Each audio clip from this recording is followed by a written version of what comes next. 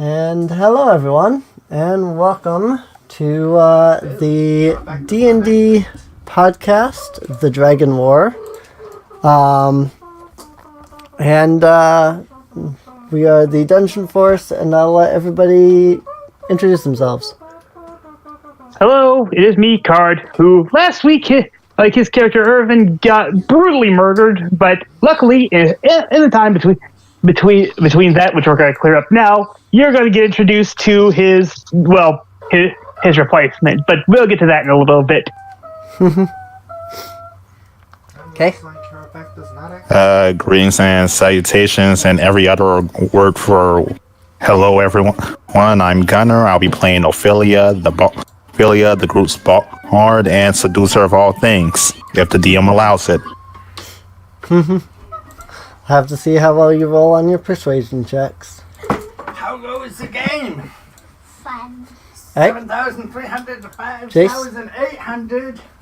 Hello, I'm Jace, and I'm debating whether I should just pull what Card did over there, because likewise, my last character, Amosis, also got brutally murdered. But That's why I guess you gotta take off the Death Queen. the Death Queen took 2 casualties on her first appearance. Yay! Technically 3, but one of them was revived. Luckily. Yeah.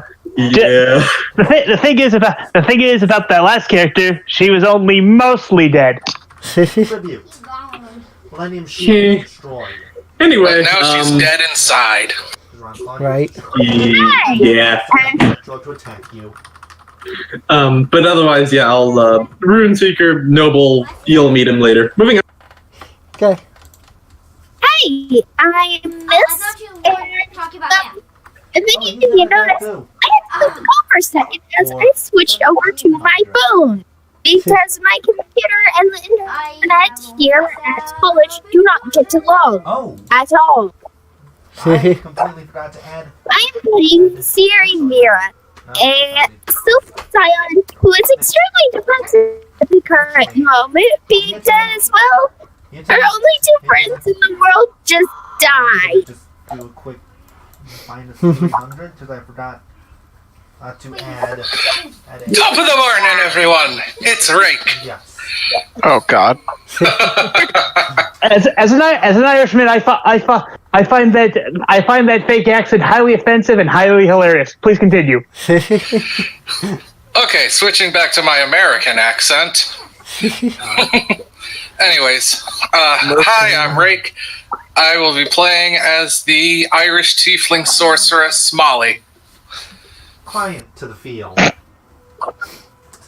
And I am Wolfie. I will be playing the pixie druid Nova Darkwing. This tiny little person down here. Well, guess what? Yep. And coming in a little bit later, if he manages to show up, we'll be playing our Wolfman cleric Inquisitor Abaddon, however you want to pronounce his freaking name. Abandon. Abba-dabba-doo! I like abandon. Abandoned. And of course, I'm Serene, the writer of the campaign, DM, You just got... and based off of the voting that occurred during the week, it looks like I will be running the DM NPC known as Temeril Elendil, a Sun Elf cleric, technomancer, engineer, something along those lines. 180, Nerd. Haven't you heard? Nerds all the rage these days. And here I thought bird was the word. Bird is the word. Hey, at least I have a little bit of credence being able to do that because, well... Yeah, I was gonna say, shut up, Birdman and Pixie. I mean, I could turn into a bird if you want. Yeah, I was gonna say, I was just like, shut it, Birdman and Pixie. You could probably just turn into a bird anyway. So, when we last left off, you guys had met the one that called herself the Death Queen, a very powerful Death Knight. I don't remember who, but one of you rolled a check and determined that she is wielding the Scythe of the Damned, which is basically the Grim Reaper's scythe itself.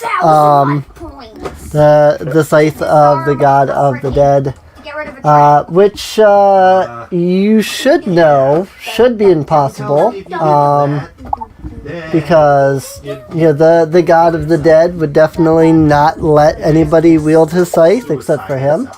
But for some odd reason, she is in fact wielding it. She is the god of the dead in human form. Calling it now. She is the daughter of the god of the dead. Well, she's an elf. So not a human, but Fine, god of the dead in elf form. Now? Goodness, you have a lot of extra deck monsters. I know the story. Yeah. This does know because her and Card have run this campaign before, so I've been your playtester for encounters. yeah, that too. Anyway, but so as we said, she did kill 3 people. Macaws, the Anga Gweg, sometimes known as Gnomish Golems. Gnomish for the words metal man. Basically paid to have people resurrected. Siri came back, but Osmosis did not. And unfortunately, Irvin was kind of killed by the scythe. So his soul was drained instead of, being free. get me out of this damn thing! That said, you all return back to the castle. As you arrive at the castle, you can see that King Armando Jansen is standing next to Captain Orber. At their side is one of the cultists.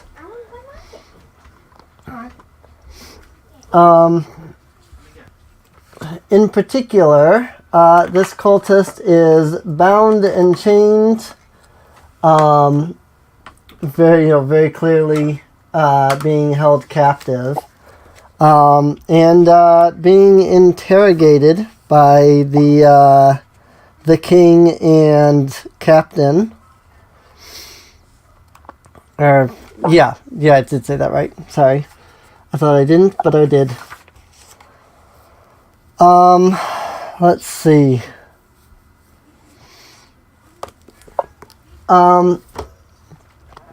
As you enter, you overhear that the cultist announces that he is part of the group known as the Cult of the Great Ghoul. Does anybody want to run a religion check on that? I would, but technically I'm not here yet. This is true. Wait, run of what? Religion check? Oh, Molly's proficient. Well, I only have a +1 in that. Nope, from me.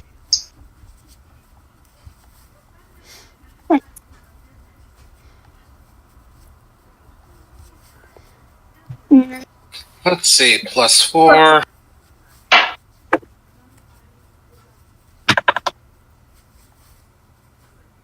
See, so that'll be a 19 for our series. Alright.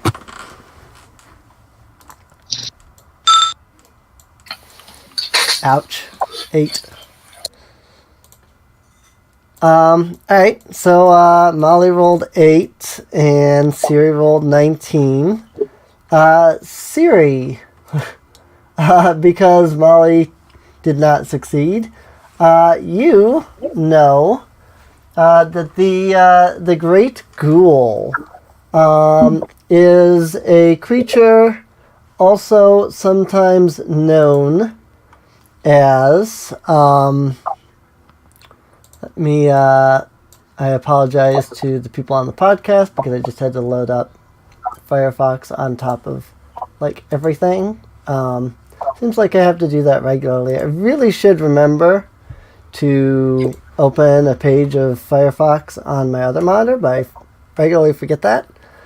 But anyway, so what you know is that the Cult of the Great Ghoul is led by, or is that they worship the creature known as the Great Ghoul. In particular, this creature is known as Mortigan. He is a nasty-looking thing, as you might be able to tell from the image here on the map. He is a god of the undead. His symbol is a black cloud surrounded by blood droplets.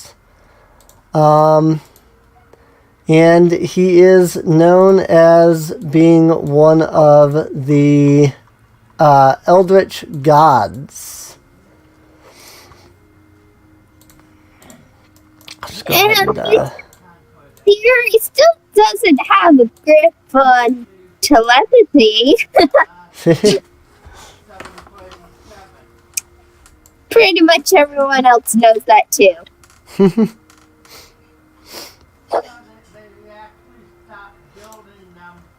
This will be fun because Siri's thoughts aren't hidden. Right.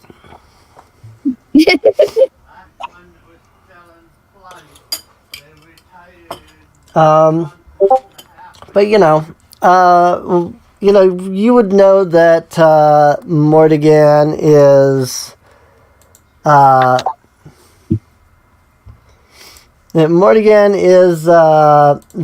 god of the undead. Liches tend to draw their power not only from the Grim Reaper, but the Grim Reaper himself is said to have gotten his power from Mortigan.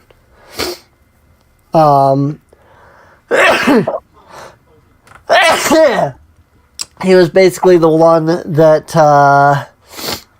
started the undead and stuff like that in the world.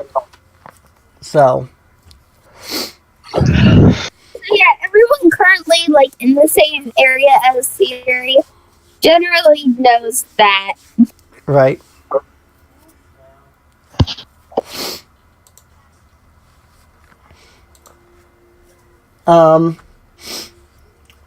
He will mention, obviously, that their leader is the Death Queen. He says that the Draco Lich, Varak Zul,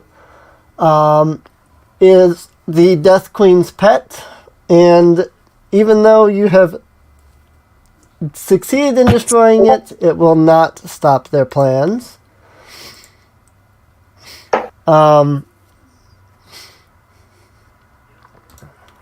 Their base lies in the city of Phalor. Let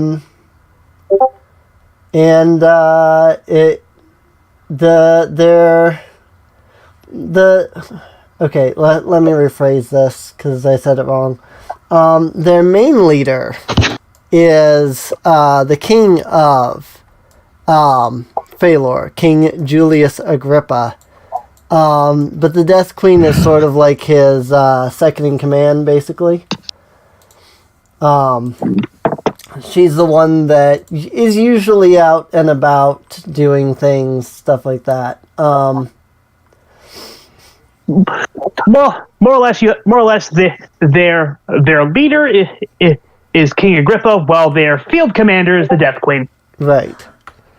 Just to clear that up, so in case you were struggling for words, because I get what you mean. It's like They're on the ground commander is the Death Queen because everyone saw what she did, but their actual the guy in charge, that's King Agrippa. Right.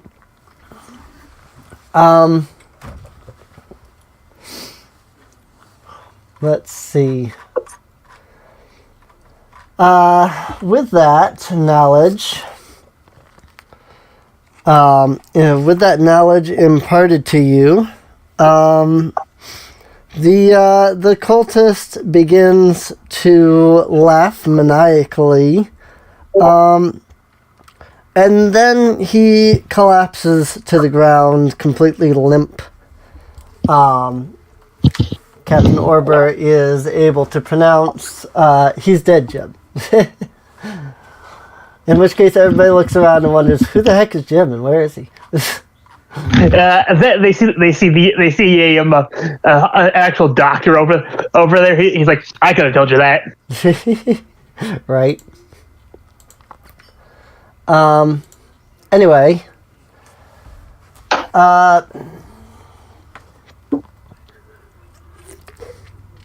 King Julius Agrippa looks up towards all of you and says, please. Wait. You mean King Agrippa? Don't you mean King Jansen? Yeah, Jansen.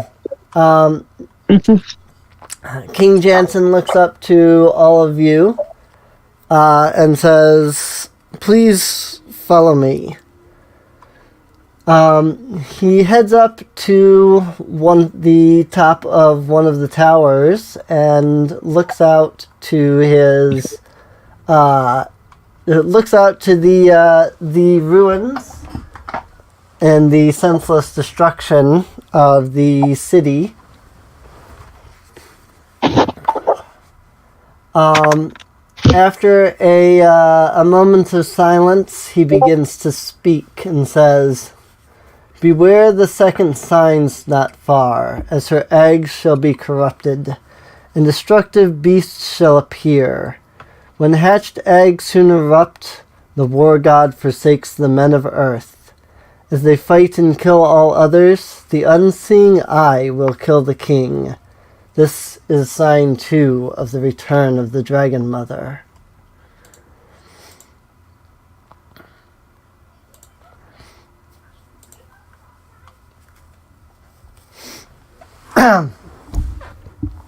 If anybody wants to, say anything.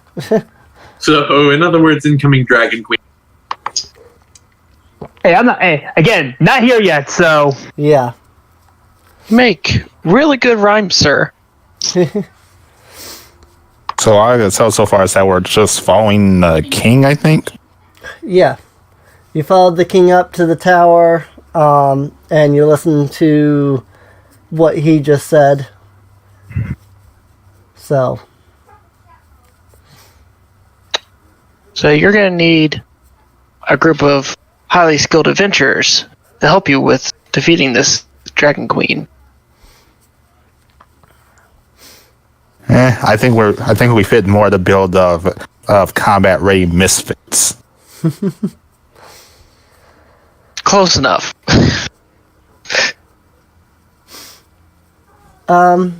King Armando turns to all of you and says, it is true. I could definitely use your help. Unfortunately, I'm not really sure what to tell you to do or where to go at this time.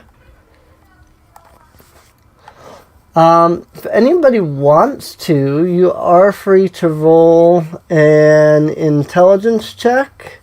I couldn't really find any stats that I thought fit with, figuring out riddles. So it's just normal intelligence. If you want to try and determine, what the words here mean, because King Jansen has no idea.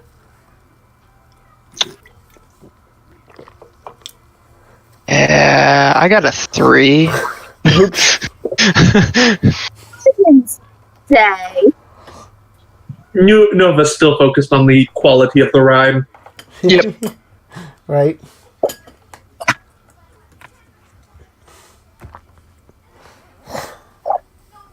That will be, if it's straight intelligence, an 18. 18. Nice. Alright.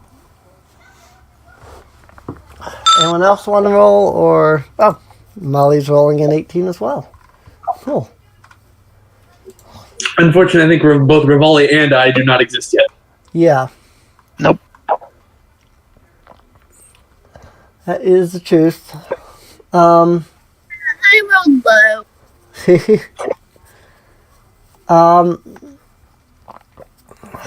Spending a few minutes thinking about the prophecy, what you can determine is the line, "The war god forsakes the men of earth." You recall that at one time, specifically back when the oracle spoke these prophecies, the dwarves were beings of earth at the time, not just dwarves as they are now.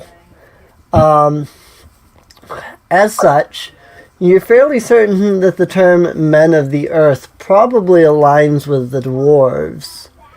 The war god forsaking the men of earth, of course, brings to mind the idea of Torak, the god of war, that the dwarves believe in, and how the dwarves have had a lot of scuffles lately, but in none of their recent battles have they used the hammer of Torak, which is said to make the wielder invulnerable.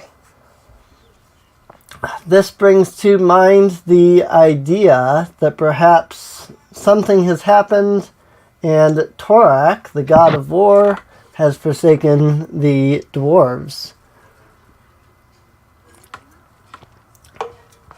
As for And the... again, everyone around Siri hears her thoughts and her thought process in reaching this. Right. As for the eggs and things, as the entire prophecy so far has been about the Dragon Mother, you assume that this means something about dragon eggs being corrupted. But what destructive beasts or the unseeing eye could mean, you have no idea.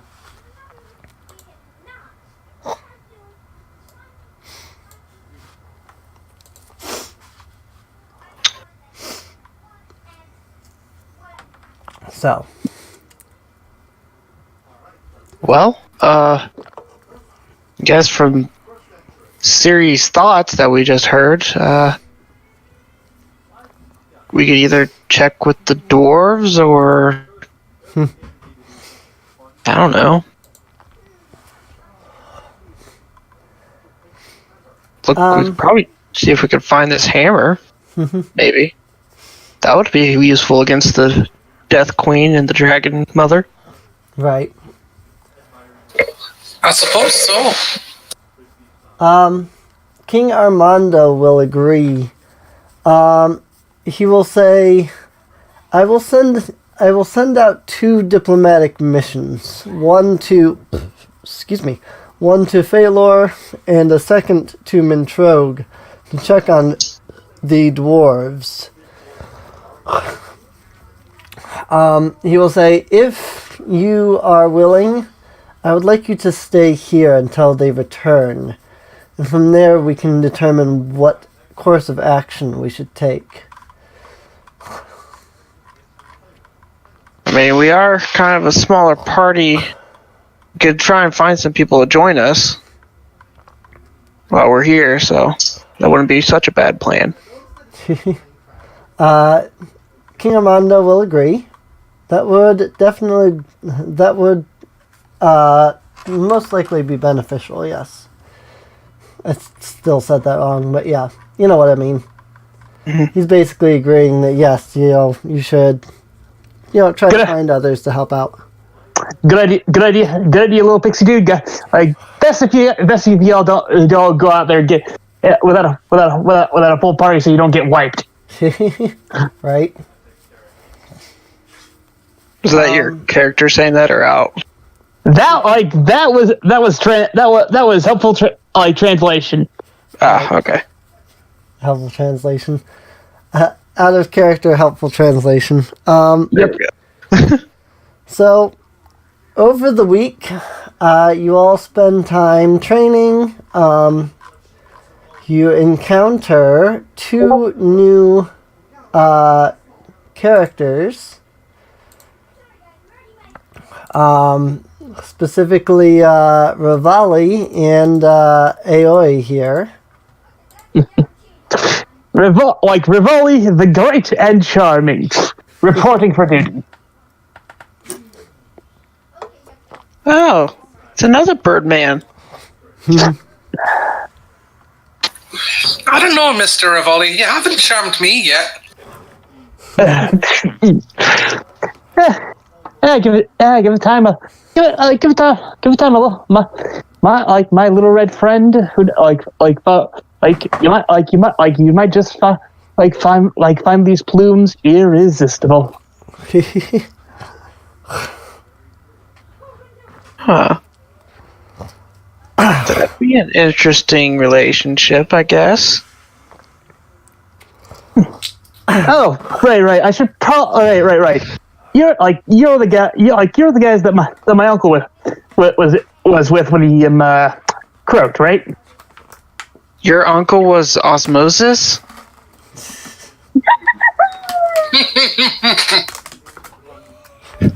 I don't know whether I should be offended by that you can't tell the family resemblance, or peck you on the head for that stupid joke.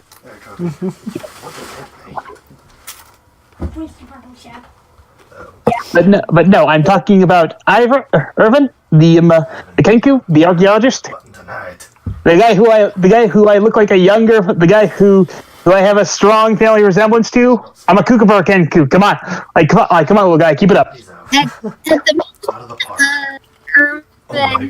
Seriously, Singers Silk, the kookaburra song.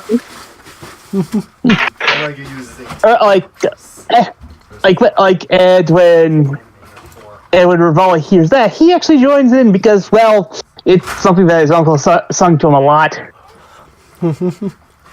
Oh, I see. You're his father. Nephew. I don't see it. Are we in the tavern at this point, or are we still in the King's? You're all off doing whatever during the week, so. Okay, well, pretty much my character pretty much just shows up at the end of the week, just so I don't have just so I have an excuse to not have to go and read through all the RP over the week. Because, good God, that's a lot of RP. So, Rivale, can you do the clicking noise like your uncle did? I didn't specialize in rock clicking like my uncle did. I'm more of from his mouth he produces what sounds like a knife striking a board. That I'm more of that. Huh. Oh, I can do that too. And then she casts thaumaturgy. She does the same thing. He's like, oh, great. I keep. Oh, you know what? He's like, wait. I thought you were just one of those more. I thought you were just one of those what my uncle called them, Eladrin. You know, because the hair and the red skin. But you're I didn't see the heart and the tail to begin with. You're a tiefling, aren't you? I am. I'm surprised you thought I was an Eladrin. I mean, and she points to her horns. I think that these are kind of obvious. To be perfectly honest, my uncle only gave vague descriptions of other races, I've kind of been.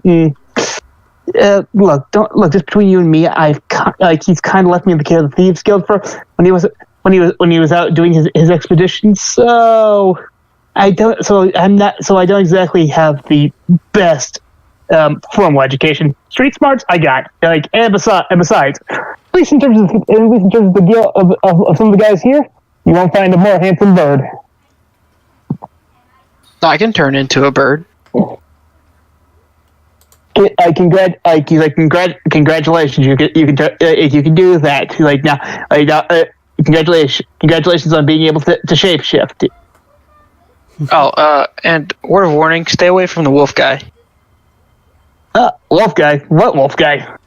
He'll be around shortly. Maybe. I don't know. I don't know where he's been at, but he apparently is what's called an inquisitor and doesn't like evil things. Trust me.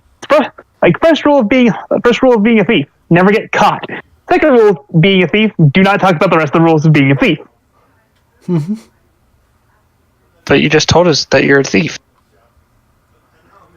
I said, second. Well, yeah. I mean, you knew my uncle, and you knew he was a thief, right? Dot goes across all of the party. He didn't tell any of you that, did he? I mean, he was a treasure hunter, I believe. Archaeologist. Yeah, they both Siri and Rivali say that at the exact same time. Geez, I don't keep up with people of this earth. I just kind of fly around and mess with a bunch of people.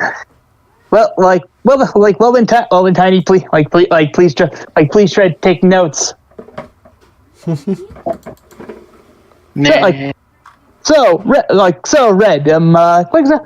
Anyone else I should know about aside from the shrimp over there? Oh, cat. Hey, I am not a shrimp. You're right. You're right. You're right. You're right. You're more of a bug.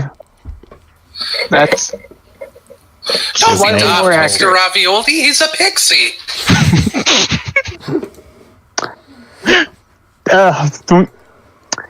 First, I know my name's a little bit hard to say because it comes from an ancient Birdman warrior. So hey, I get it. No one gets it right on the first try. But please, it's Rivali. Whatever you say, Mr. Tortellini. Bird Eyes Narrow. I've got a feeling this is going to be a running joke between us, Red. I like fettuccine more. Oh, no one asked you, Tiny. That's slightly more accurate. I think the name Zedi is better. Hello. Who are you? Where did you come from? And how may I be of assistance?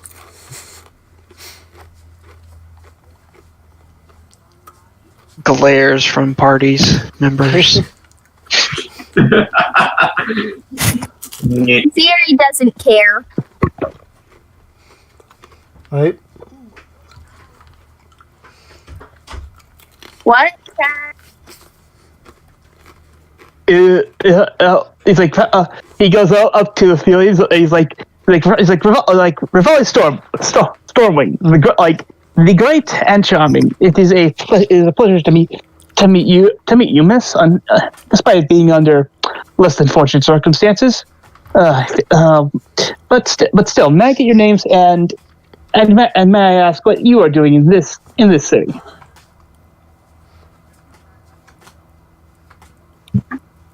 Noah flies over to Molly and saying, look, Spaghetti is trying to hit on Ophelia.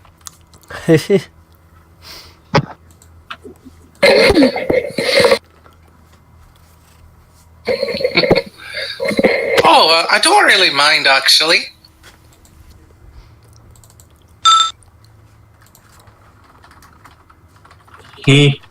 Right. he's like, right, Gunner's roommate, so he has to be muted sometimes. Yeah. See that? He's like, a musician. I know a way around notes, Matt. I know a way. I have a little about music making myself, although I'm more of a mimic than actual player. But music is music, if you ask me. Wait, he's like, wait, hold up. He sort of stops, like, wait. I know I heard Siri's voice earlier. Is she here?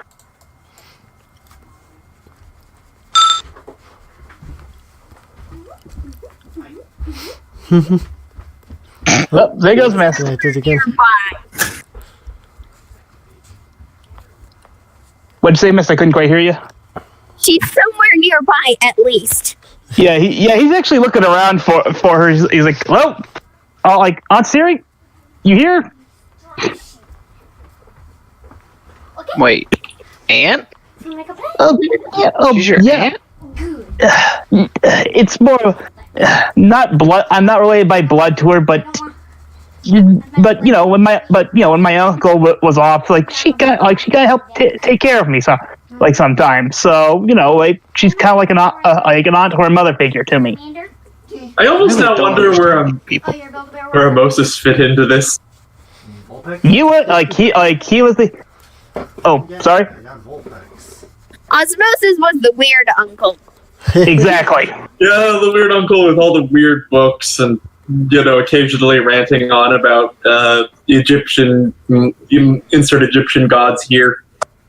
Right. Yeah. Or as he like to call him, Uncle Oz. Uncle Odd. No, Oz. Oz. I know, but I like how an S gets attached after his name. It's actually not there because it's AMOSIS, so it's kind of funny. So I can shuffle it evenly. Anyway, but yeah, Rebel's I hope she's doing all right. But anyway. The time for mourning is my uncle. Well, it can never truly end. I am here at the request of the guildmaster to help you guys and to help pay off my uncle's little debt. 6 prize cards. Yes. Speaking of which, you guys wouldn't happen to have around 50 platinum? No. Didn't think so. 500 gold each. Bye. Put them somewhere along in the deck. He's like, let's just say that my uncle had research took a little bit of investing that he never got around to paying back. Yeah. At some point, wait, are we still on day 1 right now? How many bench Pokemon? I would consider this would be about day 2. Then we can skip to about until about day 6. Because I'm guessing day 7 is when they all leave. Yeah. When does the RP end? I believe the RP ends at day 5. Yeah. Well, I guess we'll go ahead and skip to day 6. Right. And I'll just sort of wait for the perfect opportunity to do the introduction. Mm-hmm. Alright. Ready? How many cards do you have? Yeah, now. Well, okay then. I'll say, we are kind of just, training, then tavern, so... Okay, I didn't realize where we were. My apologies. Okay, yeah. Now... Theory is mostly staying in her room because lots of people is not that great for telepathy. Right, okay, so we are in the tavern, yeah? Correct. In that case... at least I'd assume, unless anyone else has some better ideas. How about just yourself a little closer? That works for me. In that case...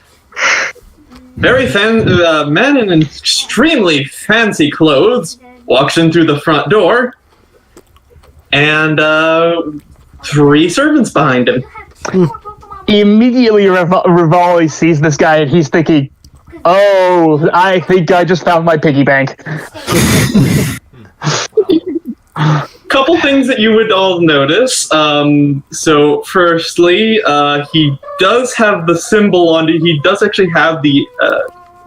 He does carry the emblem of the family upon his clothes as well as on his signet ring.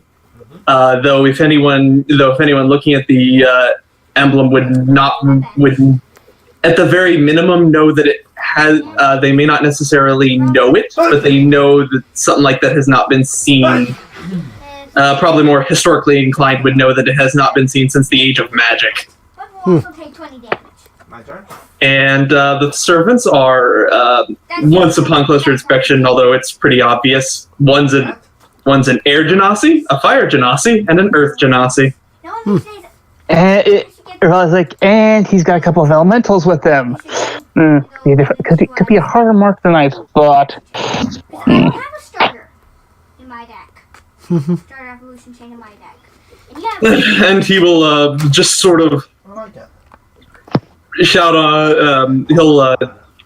He'll find himself a seat at at the bar, and he'll just sort of have his men sitting near him. Flamethrower. He'll sort of say, and he'll sort of call over the barmaid and ask her, "What's the news of the day?" We both have to pick our one of our prize cards. Both. Well, Hilda would come over, and she would say, the news of the day would be that some of the diplomats sent out about a week ago have returned to the city. One of the groups is, well, they lost their minds, apparently. Also, I'm looking to perhaps gain myself an audience with the king. Does anyone know whom best to talk to about that? Immediately, Rivali, he hears that, grins, and if anyone sees him or was looking at him, next thing they know, there's a plume of smoke as he's like, so you're interested in talking to the king, huh? No. Who are you, bird thing? I am Rivali Stormwind, and I may or may not have some people who I'm going to be traveling with that's gotten in with the king. So you getting good with me, and then I can get in good. Then I can put in a word with them too. Maybe let you help tag along. There might be a small bit of a fee to get in, but hey, it's like it's a startup adventuring group. What are you gonna do? He looks down at you a moment and he's like, "Oh, right, you're a Kenku now that I'm thinking about it." Sort of scratches his head, then he sort of thinks, I'm a little bit, broke at the moment, considering I'm currently... Or no, let me rephrase that. He would scratch his head, something about Kenku, and then just sort of say, "Well, we'll discuss the details of that later. But, for now, if you are headed off to the king, perhaps I will join you." And well, not today. Maybe you need to talk to the rest of everyone else. Tiny Red, Miss Music, Aunt Sari. We've got a sucker. I mean, a potential ally. Who is it, Ravioli? I need to ask his name. What's your name? What's your name? me? Well,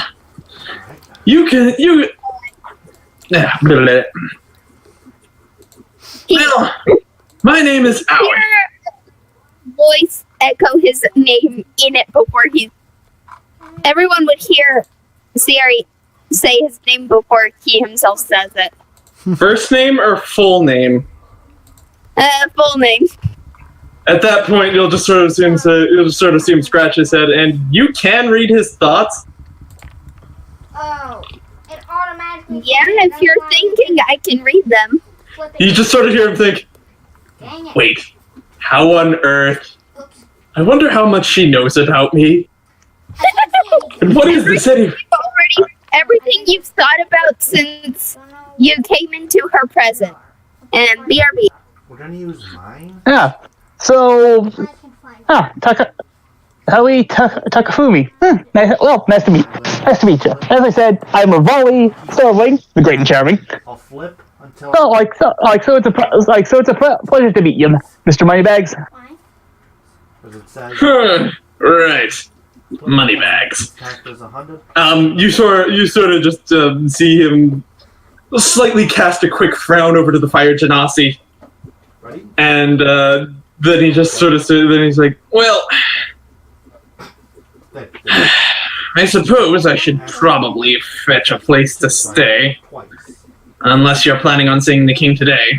Something, yeah. I think we were gonna go out probably first thing tomorrow. No, I should have used Yeah, sounds about right. Oh, by the way, I should probably introduce you to everyone else. Like that. He points to Nova. That's Nova. I call him Tiny. Like over there, the Tiefling girl is Molly. I call her Red because, well, obviously. Over there is Miss Ophelia. Alright. I like to call her Miss Music. And currently stuck in a room is my aunt Sari. Please call her Sari. And before you ask, no, not my aunt by blood. Using this as a separator. Very interesting, bird thing. Very interesting indeed. What did I miss? We're just still chatting. Yeah. Pretty much. And then he'll switch over to the barmaid and say, so, how much for a room here? Fodder. No, he has no attacks. There. Does it do damage? No. It's worthless. Sorry, say again? Both active Pokemon. He'll turn over to the barkeep. He'll ask, so, how much for a room here? It's 2 silver. I just noticed that. All right. He looks over to the fire genasi. Insert name I haven't given him yet. I should probably name these 3. Anyway, he'll just sort of say, "You, go ahead and pay the nice lady, would you?" Okay,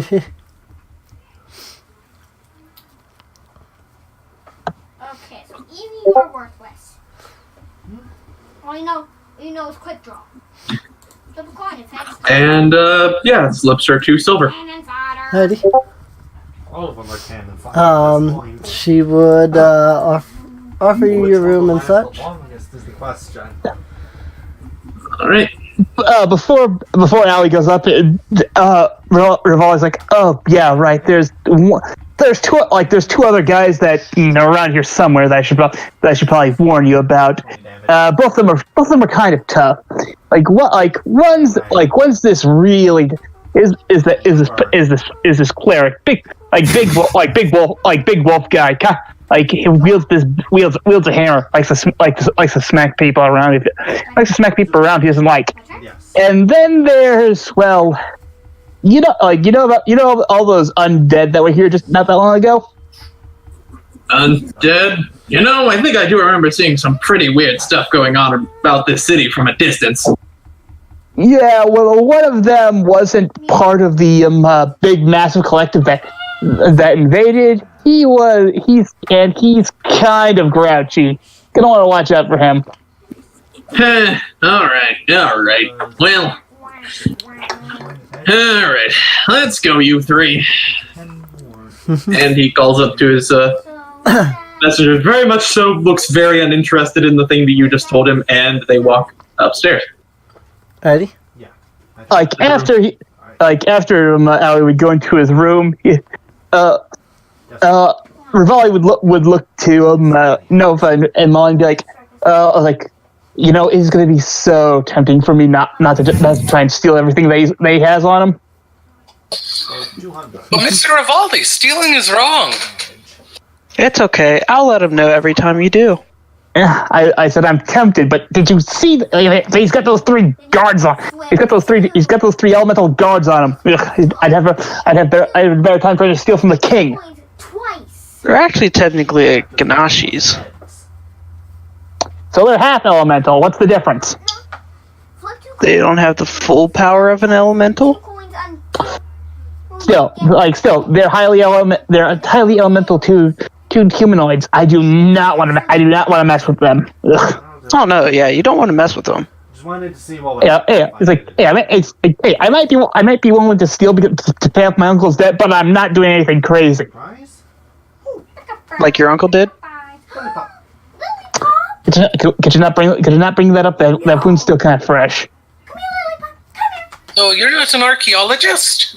No. I ran with a caravan for a while. You want to know the best routes between here and anywhere within the kingdom? I can tell you. I could probably even hook you up with a decent rate with a caravan. If you don't mind paying me a finder's fee.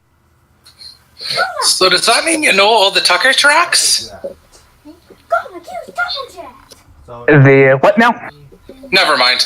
I was trying to make an Australia reference. As someone who's a quarter Australian, I find that offensive and hilarious. Please continue. Sonora's out. Okay. He was at a 30. So any other shenanigans we want to get up to? 10 HP left. I mean, Other than My turn? Nova's nightly messing with people in the streets. Oh boy. right. Darkest Lariat. Scales. It does 100. It does 100 damage. I am dead. Not big surprise. I'm guessing that's a no then. No, not really. Yeah, well, There it is. From what I know, We all lay down, I immediately comfortable put sleep. Pokemon into play. Yeah. My turn. I have person just sort of. I do just generally have like a kit, like each one of the Genasi just taking guard, And awesome. Right. just because that's just standard issue for travel. yeah,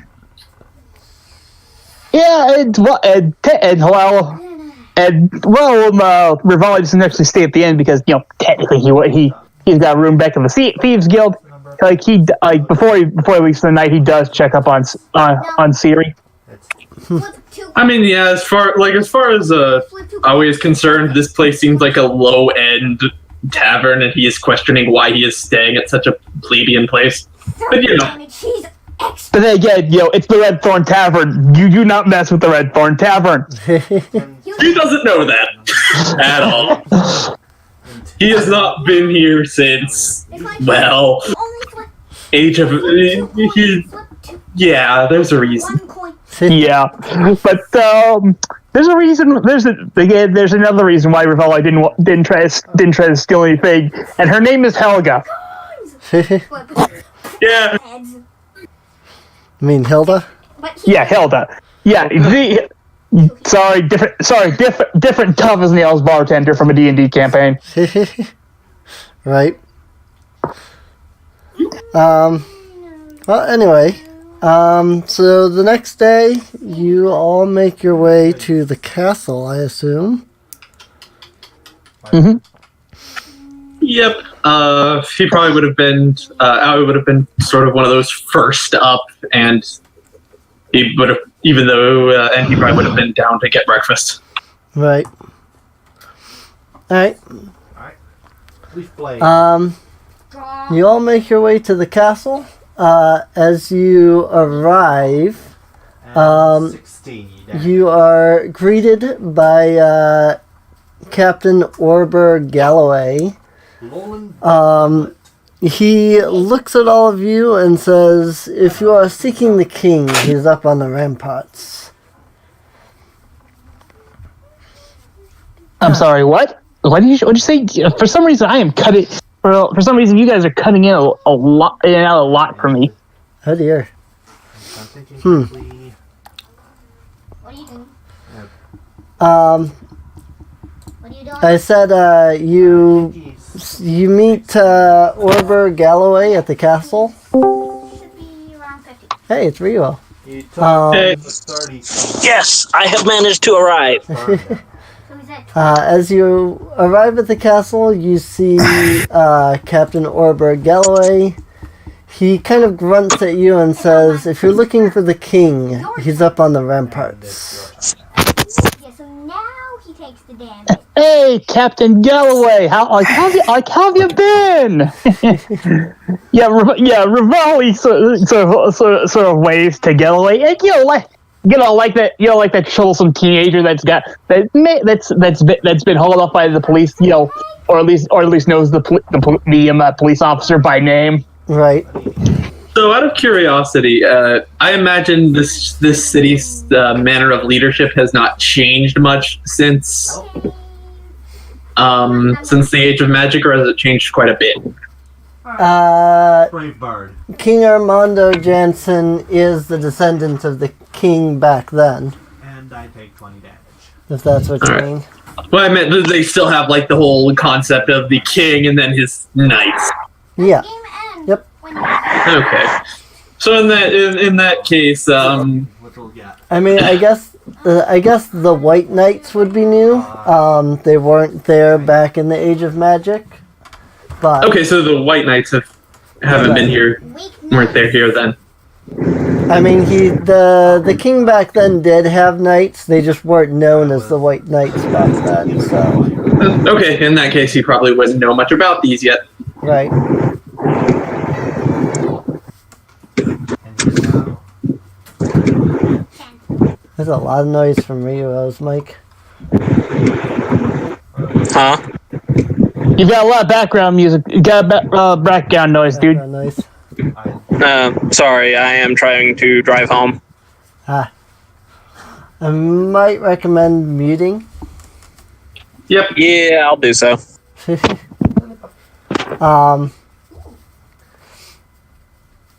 So anyway, I assume that you're all going to head up to the ramparts to see the king. Oh, Yep. Yep. Yeah, I half expect Captain Galloway to be giving him Rivali a bit of the eye, because now. he's not like Rivali. Well, he just hasn't exactly been caught. He would have a bit of a reputation as being but this job. bit of a sneak. Right. Alrighty. He's down to 100. My turn. Um, And 90. as you arrive on the ramparts, you can see King Armando Jansen looking out to the senseless destruction from a week ago. The people of Demondo have been working to repair and rebuild over the course of the week, but it has been slow going.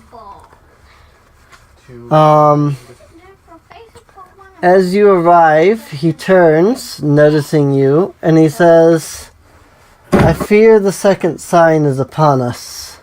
I've received word from the diplomatic party sent to Mintrog and Phalor. Those sent to Phalor were killed by terrifying creatures that looked like dragons, but walked on 2 feet and wore armor and wielded weapons. They've received word that dragon eggs were being stolen not too long ago. This aligns with the prophecy. Let's see. Those sent to Mintrog have returned with worse news. It seems the gates of Mintrog are closed, meaning the dwarves are either engaged in war or preparing for war. Well, While the dwarves are a warfaring race, the fact that the prophecy mentions their god of war forsaking them worries me.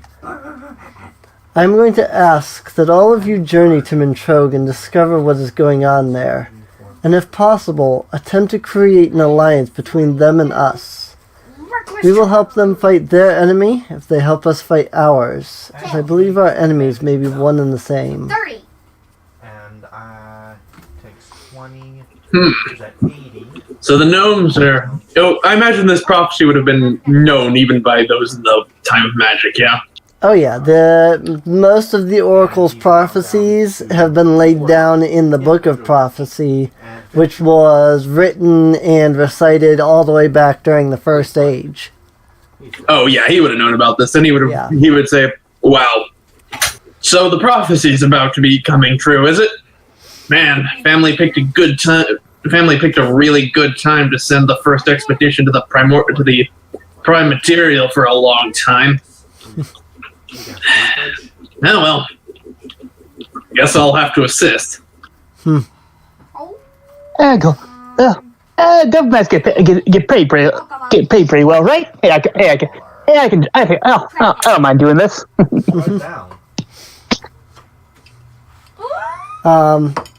Armando would say, yes, of course. Little derpy drawn, little ugly drawn, charmy, cartoony.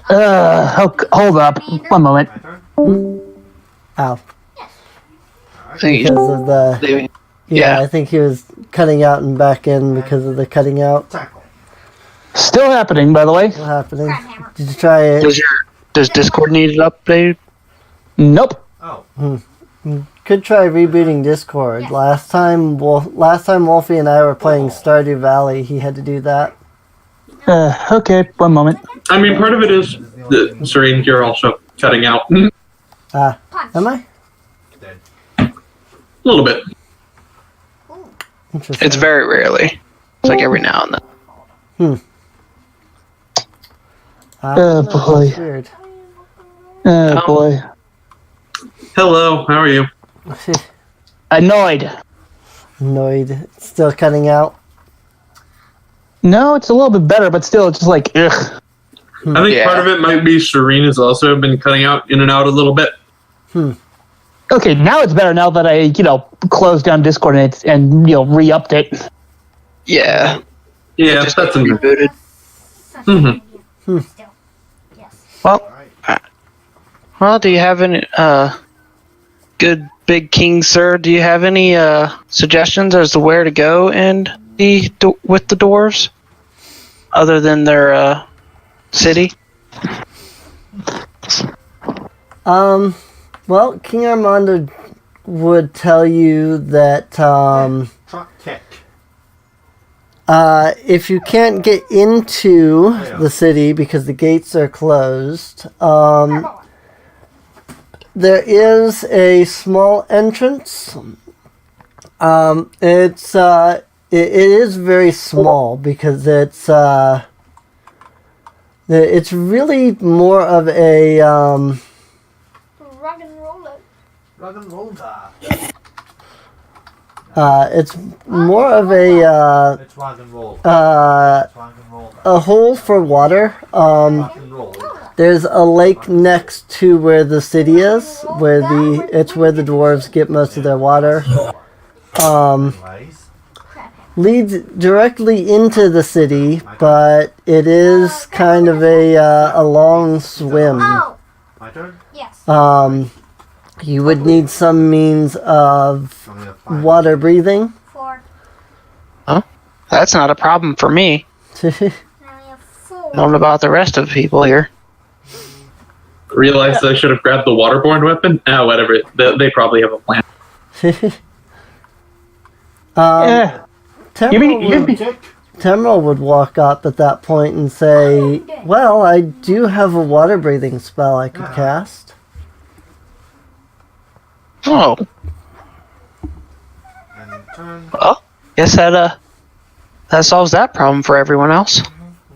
Oh, yeah, oh, we haven't met. Have we met? I don't think we've met before, Miss. Rivali Stormwing, the great and charming, at your service.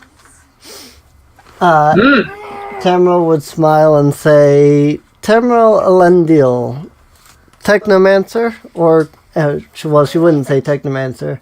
She would say, My turn. my name is Temerl Elendil. I am an engineer. Her attack allows her to heal. Engine. 28. Oh, you're one of those people that likes to tinker with machines that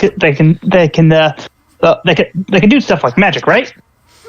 Something like that, yeah. It's not really magic, it's more science, but people seem to call it magic. A lot of people call it technomancy. Wait, hold on. Science, magic. What's hey, as long as it gets the job done, I ain't complaining.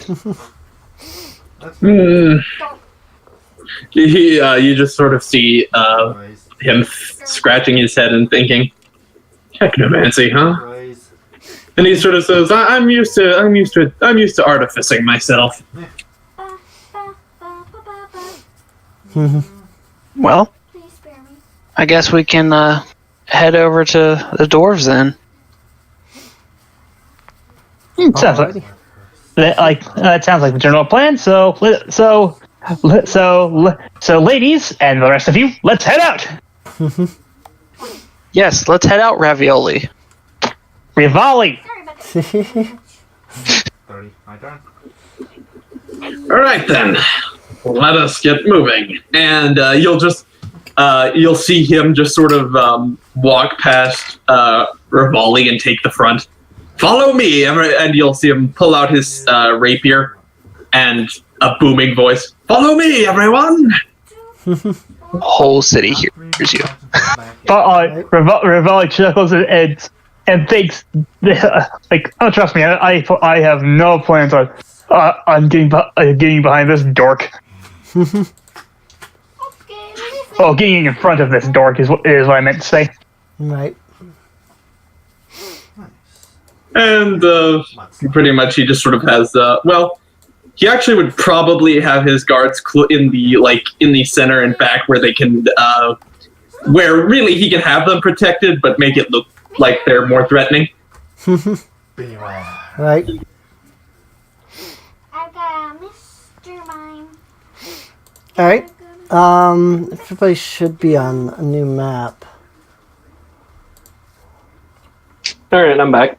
Welcome back. Welcome. Yeah, you guys should be on a new map now.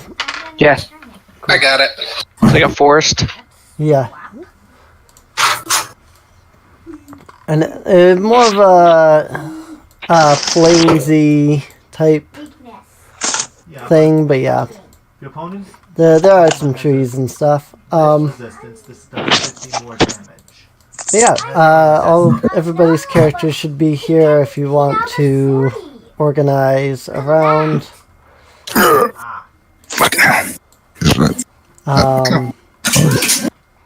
actually am going to still need Abaddon's initiative whenever Revo is, here and connected and all that. There's that. Fair hug. So, as you all begin your journey to the Mystic Mountains, the dwarven city of Mintrogue is, 40 damage. travel out from the city of Bemondo, heading to the northwest. Yes. Which actually, if you're heading northwest, I suppose you would be more down here-esque. Yes. Well, like that. So, I'll let you guys organize from there so that you're facing this way, facing up. Demo would be kind of in the back-ish. Yeah, mid-range for mid for Rivali because let's face it, he needs to give Al enough space for him and his ego. Right. Right into the ground behind them. Indeed.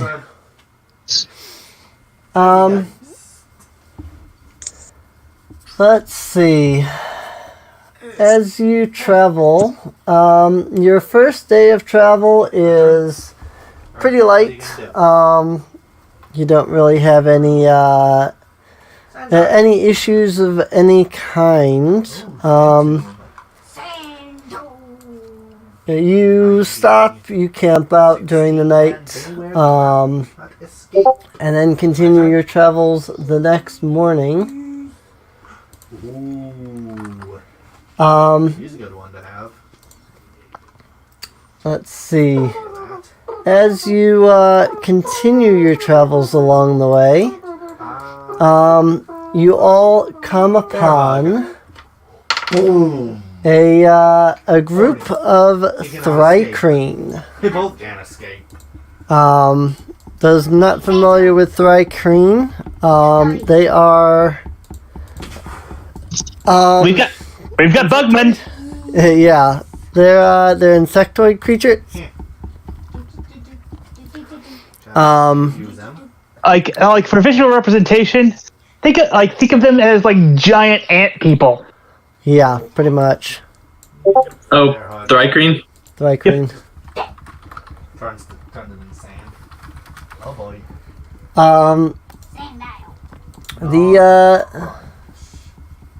Try to see.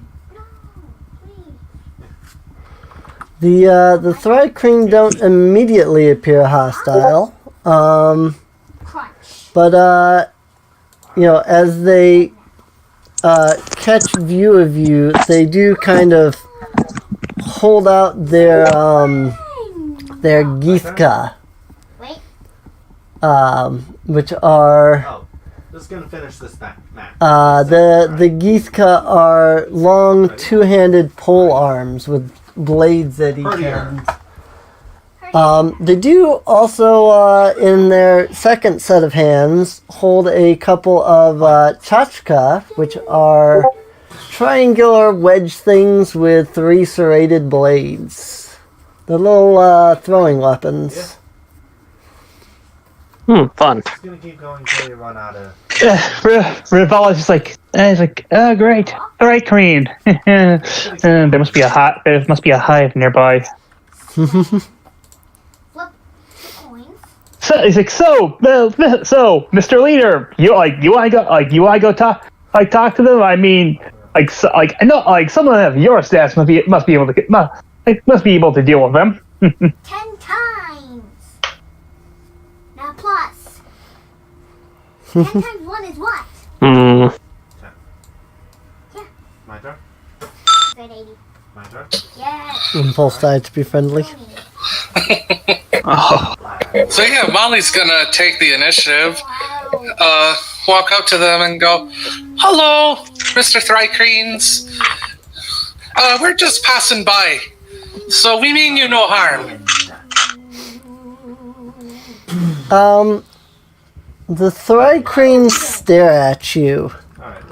You hear them begin to speak in, Thrycreen, their language. They don't understand a word you're saying. Oh wait, we do have. There's him. Don't forget, we do have the mind reader. We don't need to share language to understand. Turns. As long as we're speaking with telepathy. Guess what? That's true. I thought I did. I don't give So, what are they thinking? The Thrycreen are they're not hostile, but they are kind of cautious. That basically they're not immediately, all dead. Why? Because calling out to attack or things like that, but they're definitely being cautious right now. They are ready for combat should somebody make a move. 230 damage. Nobody do anything to piss them off. Why? So Siri will stand up for telepathy, so everyone hears. As long as you don't attack us, we won't attack you. God. What I said. The Thrycreen will kind of look at each other. They will look at Siri since she's talking to them. Let's see. They all make a few noises. Siri would be able to understand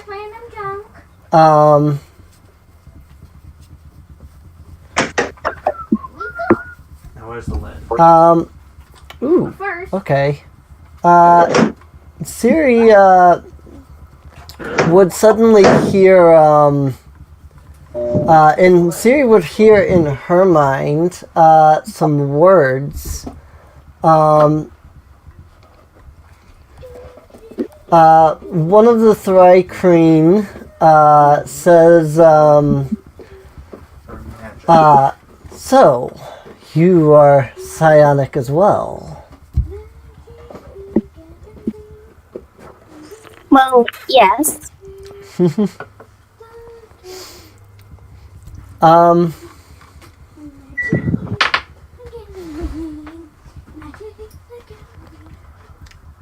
Let's see.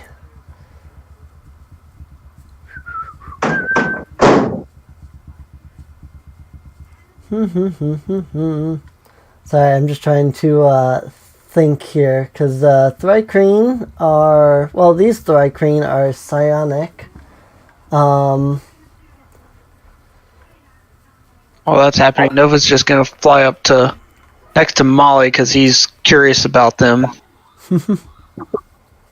Right. He likes learning. Yeah. These Thrycreen will, they'll kind of look back and forth at each other and the rest of the group and say, well, if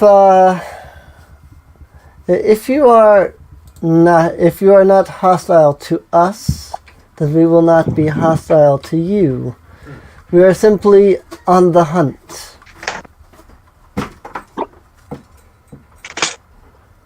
Oh. They are saying this psionically to Siri, by the way.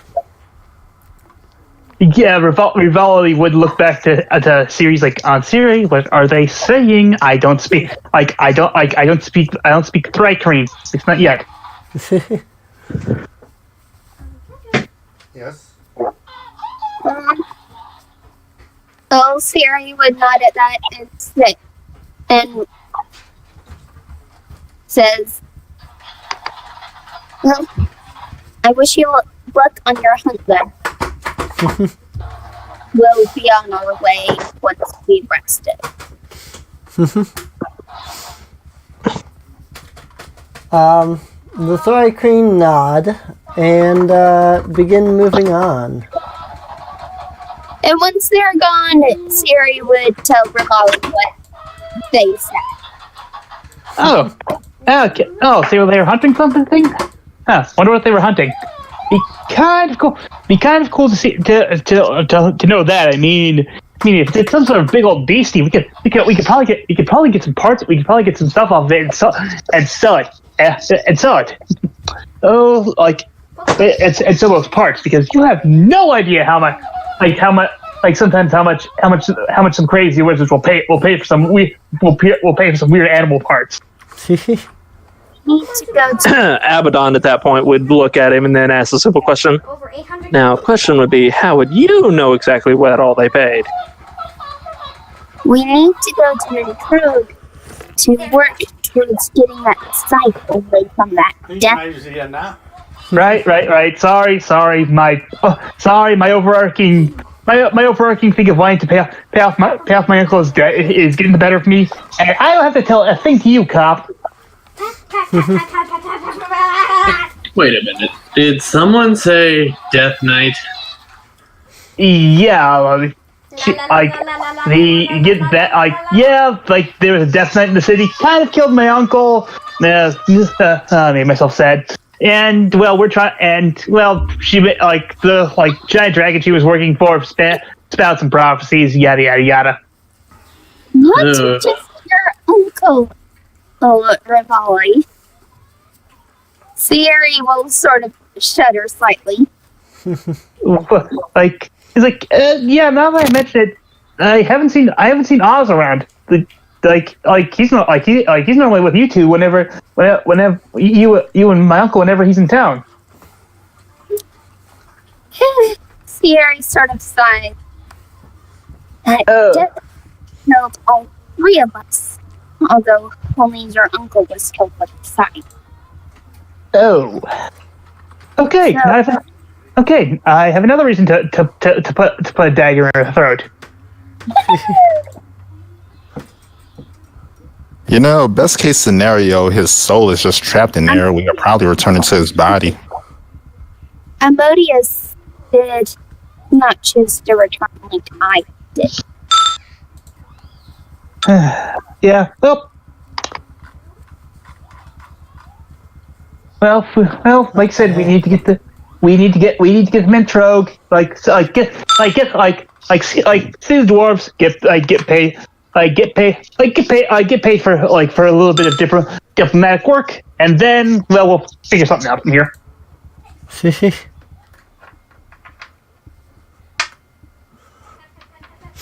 Alrighty. So, moving onwards.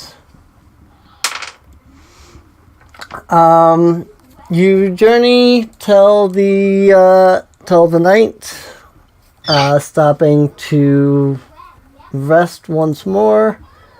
In the morning you begin to travel until you finally reach the Mystic Mountains, where the city of Mentrog lies. Let's see here. I just need to find something. The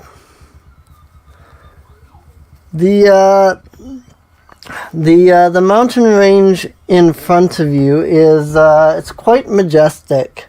You see the ground rising up into the air, forming the massive peaks of the range. The height of the range, combined with the way that the sunlight disperses across them, creates a majestic blue shade to the mountains. It even seems as though the land seems to sparkle and shimmer, almost by magic. Tamriel speaks up and says, they say this is the very mountain range in which Ondo, the god of earth himself, was born from.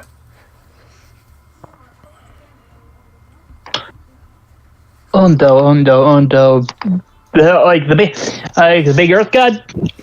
And it's at that point when she says, you would notice that that Aoi that Aoi would start praying, and the Earth Genasi would be overseeing him. Right. So, something you know about that, eh? Like Mr. Noble? Let me put it to you this way, huh? Ondo is is the god of Earth, one of the 4 major elements. Yeah, and let's just say it's a custom amongst our people to always make sure to respect them. as long as he doesn't screw me over like the rest of life has. Sometimes he's got my respect. So what did I miss? More or less talking about Ondo, really. Okay. Passing back information about Aoi respecting the earth and stuff like that, because it's one of the major elements. As you journey across as you begin to journey across the mountainous reaches, you start to notice that the higher up you get in elevation, the colder things become. It's a good thing I brought my cloak with me. Brr. The land turns from a beautiful green foresty mountain range to a cold ice-capped mountainous land. Soon enough... when it starts to become a bit snowy, the group would see Revolk just cover himself up in a warm cloak and sort of shivering. He's like, I'm more used to warmer environments than this. Sort of a reference to how Australia is normally the Australian desert can be very warm. Right. Only 130 degrees sometimes. Yeah, so It's not that much. the Birdman's more used to deserts than he is the Arctic. Well, You see Nova curling up into Abaddon's fur on top of his head. Abaddon will just kind of look up his leg, just shake his head a little bit, not trying to knock him loose, just like, oh, what am I getting myself into? As his body is generating heat. Being a forge cleric, obviously, he's kind of putting off some fire here. To realize, note to self, stay, at least be nice to the cop. He's at least a little bit warm. Somehow you hear him chattering teeth, despite him not having teeth. right. I think that comes back to the rock clicker noise. Yeah. And pretty much how it's just sort of there. I imagine even at level 0, the fire genasi can do something to keep everyone warm.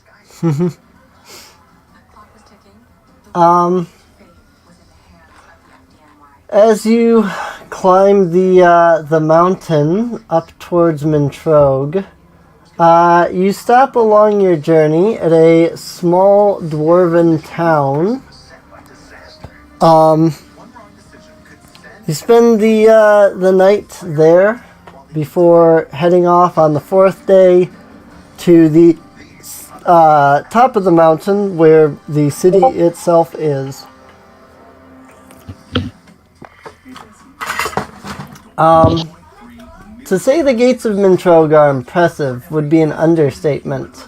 Giant iron doors stand at least 30 or 40 feet tall, at least 15 feet wide for each door.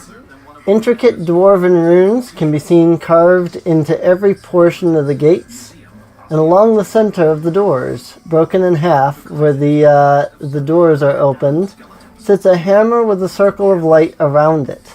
This is the symbol of Torak, the dwarven god of conquest. That said, let me switch us on over to the Mintrog map. He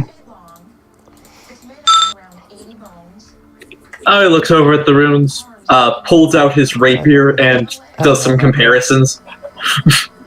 Dwarven runes certainly are impressive.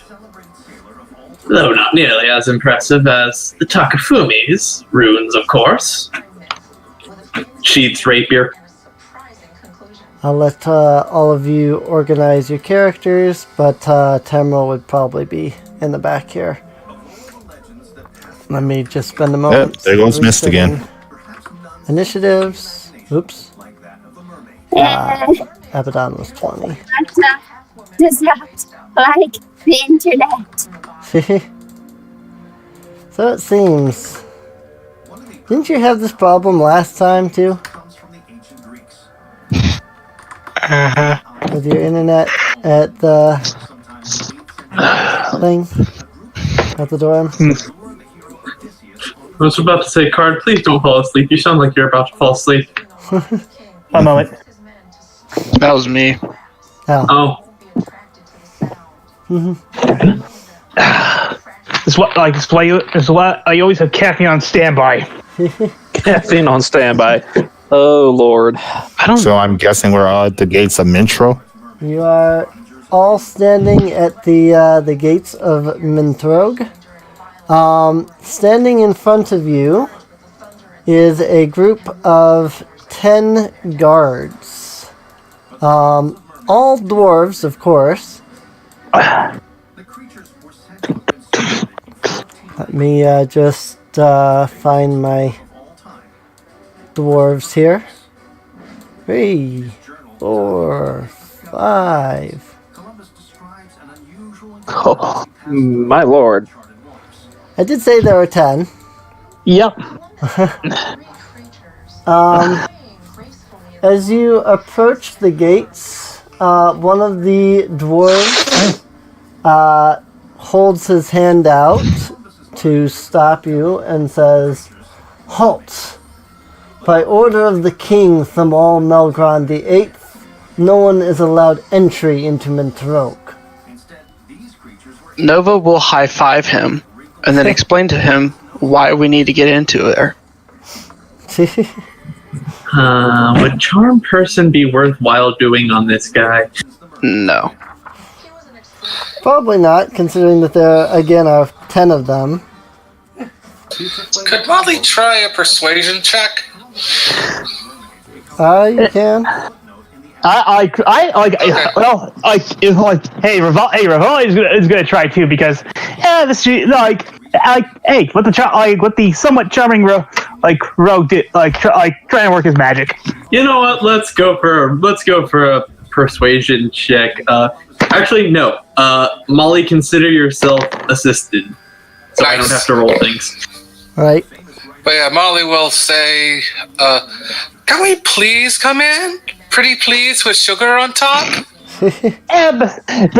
Revol would be like, I understand that you're merely doing your job, but you see, we're here at the behest of King Armando Jansen to talk to your king about an alliance between two cities. It appears that there's just a little bit of trouble on the horizon, and we've been sent as delegates to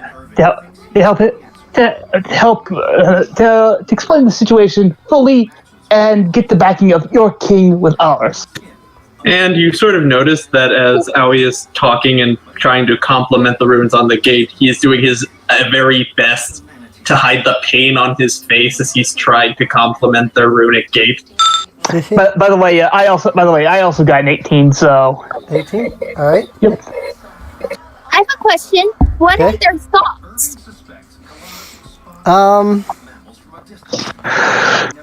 Let's see. As for their thoughts, you can definitely sense that they are worried and concerned.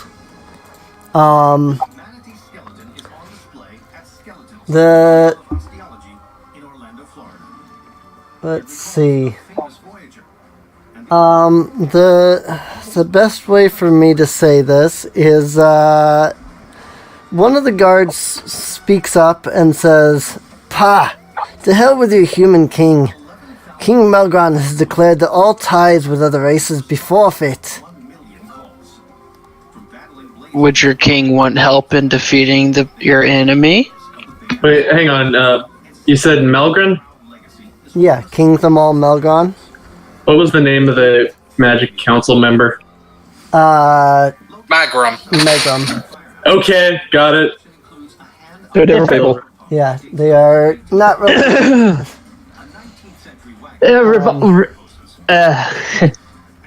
Upon hearing, that Revol is like, he's like, I didn't want to hit it. He's like, he's like, crap, I didn't have to bust this out, but it's not well. He sort of sighs himself, like, I didn't want to have to pull this little trick out. He's like, well, you see, not only are we on the behest of the king, but but I myself, not only myself, but this charming fellow right here, and he sort of puts an arm around Aoi, is it a noble that wishes to ally himself and his family with your king. That way trade agreements, a little bit of money backing both ways. If you need help with dealing with either some internal or external problems, you've got someone whose family force that you can call upon instead of having to waste your own skins.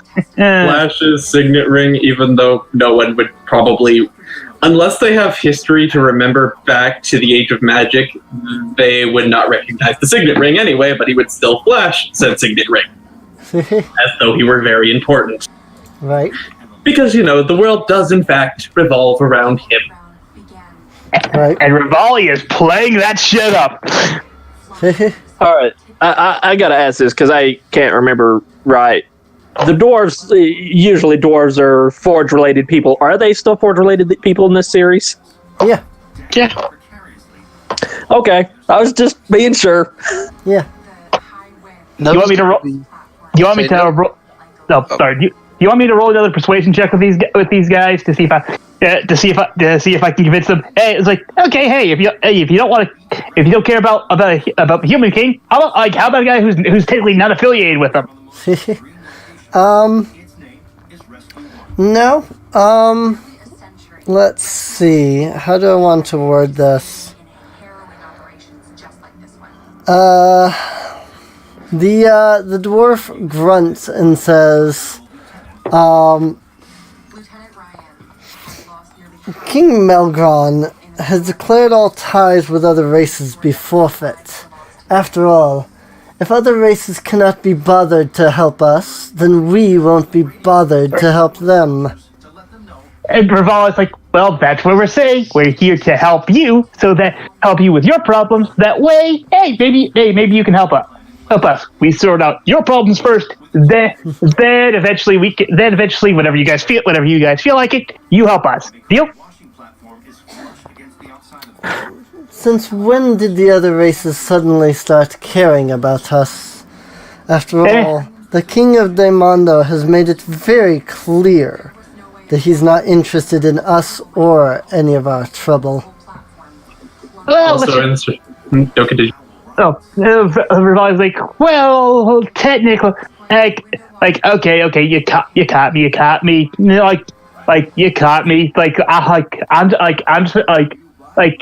like, okay, you caught me, sure, the reason we're here is because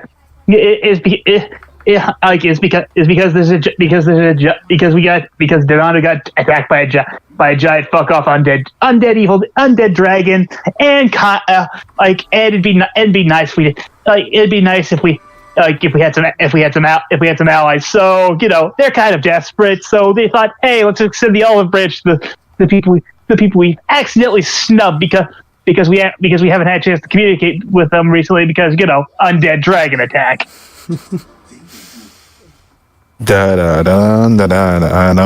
Nova's flying around the gate at the top to see if there's any tiny space he could crawl through. They're not around the gate itself, but there's probably openings somewhere in the mountain. Let's see. To that, the dwarf scoffs and says, "Of course, I knew you didn't care about us. No one gets in or out of Mintrog right now. He is on quarantine. You may as well turn away and leave." Whoa, hold on. Quarantine. We were quarantine. We were told that you guys were all right. Either somebody shot the messenger, which I don't blame you. And gave us the wrong information, or you guys have been holding out information up for us that may have been like, oh hey, by the way, shit's going down here. We kind of need your help. Send help. We sent a messenger to your king a few weeks back about it. His response was very clear when the messenger returned. Rivali sort of mutters under his breath, should representatives from the Thieves Guild. We'll sort that out in a moment. He sort of mutters that under his breath and sort of thinks that. Right. He's like, about this time, Abaddon will step towards the front so they can see him. Okay. Forge cleric and everything. He pretty much walks up to the guards, is like, look, we have information about the attack on our lands, your king needs to know this stuff. Because more than likely, yours is next. The dwarves are strong enough to deal with anything themselves. Are you strong enough to deal with an undead dragon and an evil Grim Reaper person that can steal your souls? Seriously, you do not want to mess with this bitch. Yeah, you can see the damage to. You can see the chaos from pretty far off. I mean, not from this far off. I imagine a dragon would make a scene, plus the undead. I imagine that would be a pretty big scene to miss. I don't know. We traveled a couple. Yeah, remember it's been 3.5 days or so. Oh no! My apologies. He wasn't insinuating that they would have seen it. He's insinuating that it was just a pretty big mess. Okay. That's what I was confused at. Because no, they wouldn't have seen it at all. No. He says, the guard says, Mintrog is a secure fortress. It will not fall. Trust me of this. Oh, Rivali's gonna be... Never fallen before, and it will never fall now. It did not even fall during the No More. Oh yeah, you guys held out pretty well with that. To that, Siri and anybody who wants to try a history check would immediately know about that. History's not my strong suit, but yeah, what the hell? Oh, alright. Alright, let's see it. I got a 17. 17.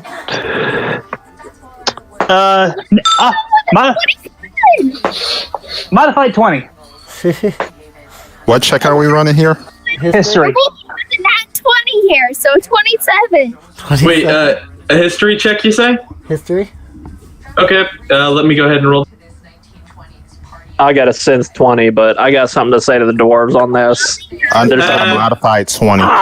I got a nat 20, plus I have, what's my intelligence? Oh, that's now a plus 4, so 24, 25, 26, 27, that's a 28 for me. Jeez. I have double history bonus because tactician. Nice. So Siri would know just from the thoughts, but also through her own knowledge of history, along with Aoi here, or Aoi, or however it's said. So you do know that the dwarven city of Mintrog never truly fell, in the sense that the dwarves did keep hold of the city and things like that.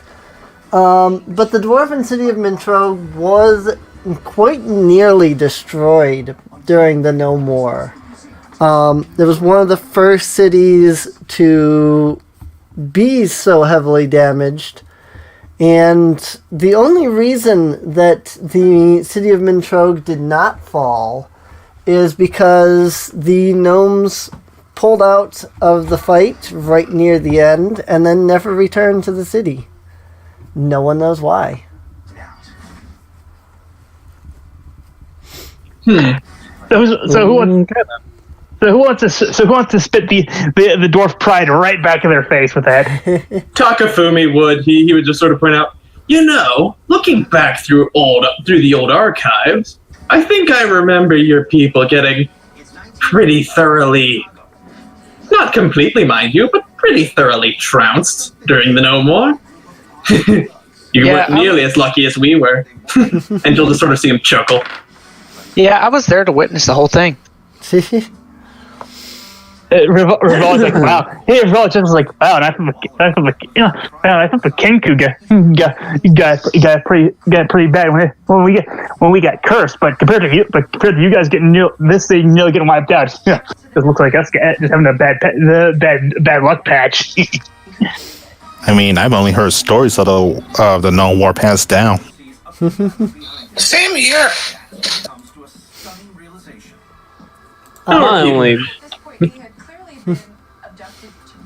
The dwarves all growl at the very idea that their people may have been, in trouble during the war. Decimated.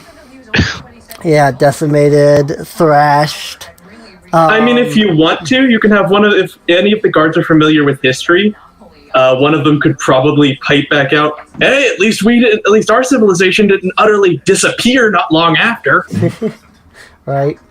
No, they're just gonna, the main dwarf here is just gonna take a step forward, brandishing his axe and say, "You will all leave."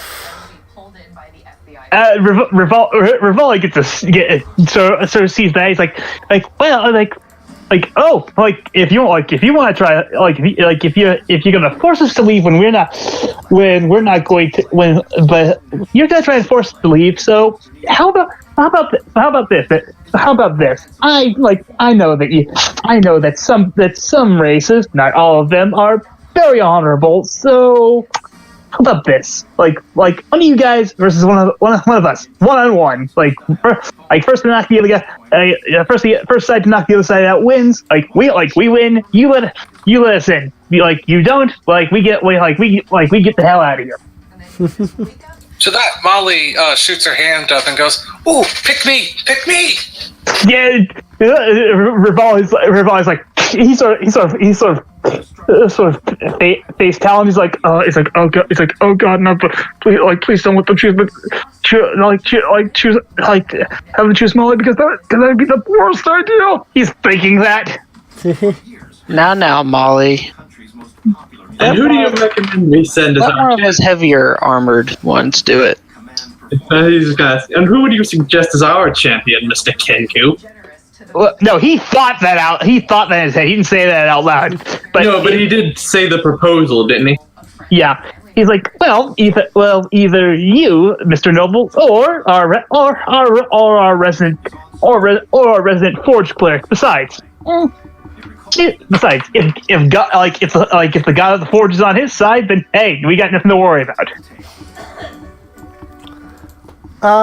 So rolling an honor check for the dwarves. They utterly and completely fail, and needless to say, hostile intent is evident upon their faces. Guys, we do still have option 2. We could leave now and go do that. Yeah. Or we could just, wipe out all the dwarves. Bad idea. Yeah, Rivali's like, that was out of game, by the way. Yes, that would be stupid. I'm pretty sure these guards would either kick our tails in or worse. Well, wonder what would be a required persuasion check here. I've been rolling.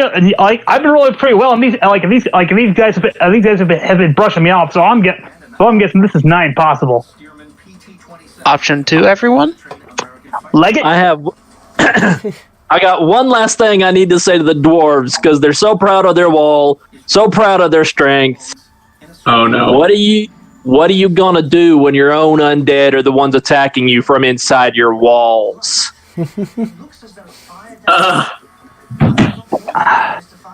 Backing away from from him. Because Rivali, tried to play to their honor, and well, that didn't work. So, right. As a response, the dwarf is gonna step up. Yeah, I don't think a 9 is gonna hit. No, Abaddon's just gonna slightly sidestep that, look him straight in the eye. Dumbass. Well then, I mean, I guess, I guess, what are we gonna do?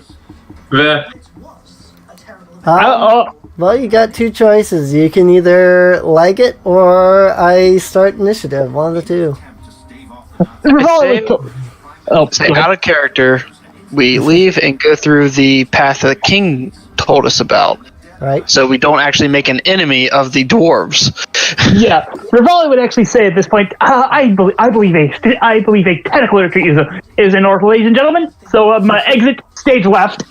Ali would go ahead and back off to making sure it's still kind of bang out and say farewell, and with sort of his own men in a very well defended position, he'll walk out.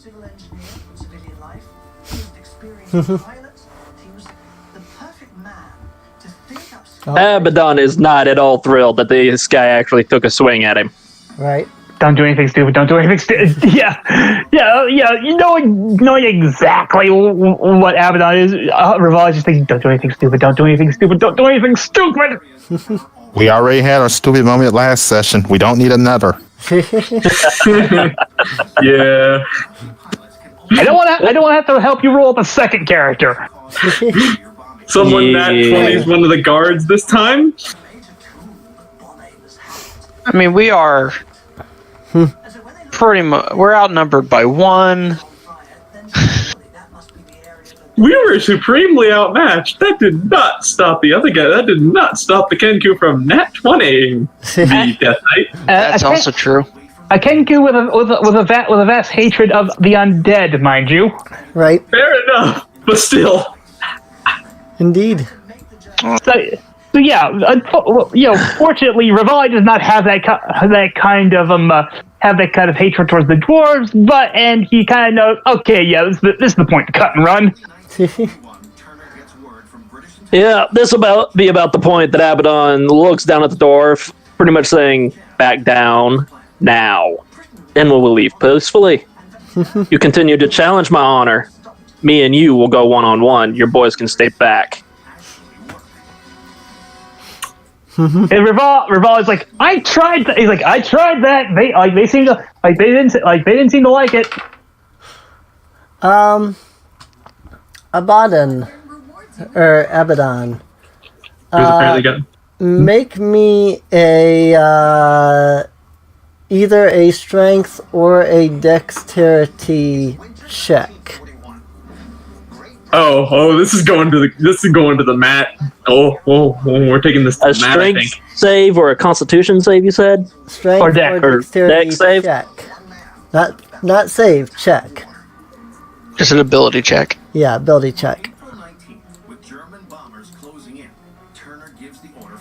If need. Ability check.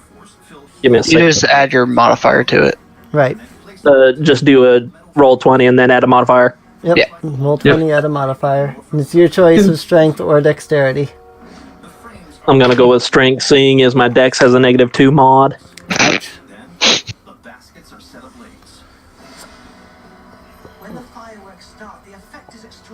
How does a synth 20 sound? 20? 20. Let's see. Oops, I have the wrong sheet open. There is a flash of light as Temril pulls out a small little gadget, tosses it onto the ground, causing the flash of light. She then rushes up to you during the flash, grabs a hold of you, and drags you away. Well, fun. I'm sorry, but did she just throw a flash grenade? Something similar, yes. Essentially. Well, I guess we might as well ninja it out of here. Ninja. And as soon as Abaddon feels her tugging him away and he realizes that we can actually leave without being smacked in the back, he does not hesitate. He leaves with everybody else. He didn't feel like getting smacked in the back by a cranky dwarf. Right. I mean, yeah. He only took one swing. He wasn't going to take chances somebody was going to try and knock his head off on his way out. Right. Molly's gonna leave last, and while she does, she waves goodbye to the dwarves and says, "So long, Mr. Dwarves."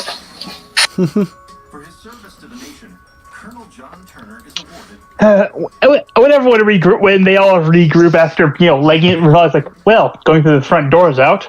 Well, I guess we should go to that lake the king mentioned then. Really, that's gonna be troublesome. I really didn't feel like swimming in Arctic weather today. I could turn into a giant frog and you can ride in my mouth. It's you try I'll take you up on that offer. I think I'd rather see if part of my DNA is duck. Thank you very much. I mean, all things considered, his mouth might be warmer. I didn't realize Ophelia was a fan of vor. In fact, Rivali was gonna say, Miss Musician, you're into some pretty weird stuff, aren't you? Hey, actually, I am not fond of it. I've tried it before. Did not work out well. Questions for later. Good. That'd be one of those times. Abaddon pipes up is like, actually, I don't think I want to know. Yeah. Good. We'll continue to walk. I see this. I forgot to write down that one district. So Tamriel grabs her goggles and pulls them down over her eyes with a big grin and says, it's time for science to make way for the future. Oh dear God. Oh crap! One of those. Oh crap! I just realized we recruited Emma Sky. I thought we recruited. Crap! What was this fucking name from Pokemon? I face Paul. Clement. Thank you. Clement. Yeah. That would be the name. Yes. I think Tamriel's definitely more of an Emma Sky. Complete with goggles. But yeah, that is a Pokemon X and Y Citron from the Japanese version because I haven't watched the English. But yeah, that's a reference to that. So she pulls out several small mechanical orb things and tosses them to each of you. She says, just push the button. And she does that for herself, which a suit of some kind of mechanical nature completely surrounds her body. She grins and says, this suit will let us breathe underwater and even allow us to resist the freezing cold of the waters. I tried to wake him up, but it was too late. He was gone. Eat this! What? But now? Siri has unending breath. Oh God! You have no idea how hard I am holding back a joke right now. What is it? You want to say it, Card Boy. Spit it out. Oh, fuck it. I guess it's morphing time, everybody. Oh, dear God. Again, Siri doesn't mean she can hold her breath indefinitely as long as she's not incapacitated. True. But Miss Siri, won't you be cold? This is also true. At this point, Abaddon would walk up to Tam and inspect the suit very, very closely. Tapping the suit in places, looking it over with the forger's eye, trying to decide what type of material this was made out of. You see Nova take out a little bit of pixie dust and sprinkle on the orb. Hell, we just need to have Nova turn into a fish. Can turn into a reef shark. Okay, that would be simultaneously funny and awesome. It's just like Nova hovers over every form of reef shark. Wait, what? Takafumi inspects the orb a little bit. He just sort of says, this is some fairly quaint tech. Very interesting. It seems that this plane has progressed quite a bit. Then what the story suggests, press this button. Temeril smirks and says, only the finest gnomish technology after all. Out of character, I could also turn into a giant seahorse. Nice. Did she say only the finest gnomish technology? Only the finest gnomish technology. Indeed. Yeah, Rivali's like, what the hell? Like, we're out of options anyway. So, still, you got a name for these things? Temeril will say, I call it the Swiminator 6000. You cut out. I imagine that was 6,000. 6,000. Probably with another Anator attached to the end, because we're assuming that she's that Doofenshmirtzy. Swiminator 6000. Oh, Lord. Now I'm just waiting to see a platypus walk by. Hey, you already got a bird. I don't need any competition. I mean, it's actually possible. I could change into a platypus. Does that make Rivali Agent R? Rivali the Rooster. Technically, back in the guild, his old code name was Chicken Wings. I imagine with this suit on, Nova can't fly. No, she wouldn't be able to fly. Knows the guy. Yeah, he wouldn't be able to fly. You know what I meant. Yeah. Yeah, we did. Yeah, we gathered. Nova's wings have been clipped. I'm used to most pixie players being female, so... Anyway, I still have to keep remembering that Nova is male. Anyway, Rivali tosses the thing, the sphere up. He's like, there's an old phrase I always wanted to use in case I found something like this. Catches it, presses the button. Transform! Oh, God. You are getting way too much fun out of this Rivali. I guess Nova will press his too. Now he's fully encapsulated, just standing 4 inches off the ground. I half expected him to, instead of being a full suit, it's just to close him in like a small bubble. Just a bubble. Just Aoi picks up Nova. Cute. Before sort of setting him down, probably like several feet ahead of him. Temeril would scoop up Nova and basically carry him as she swims, jumps into the water and swims off. Dive! Takafumi's right behind her. Abaddon's still inspecting the sphere, checking some of the stuff. I'm like, interesting. Come on, cop, move it or lose it. Dives into the water. Ophelia kind of just puts on this, activates the orb or suit or whatever, just make sure it fits properly before diving in. Yeah. I imagine hers to be like super tight. Yep.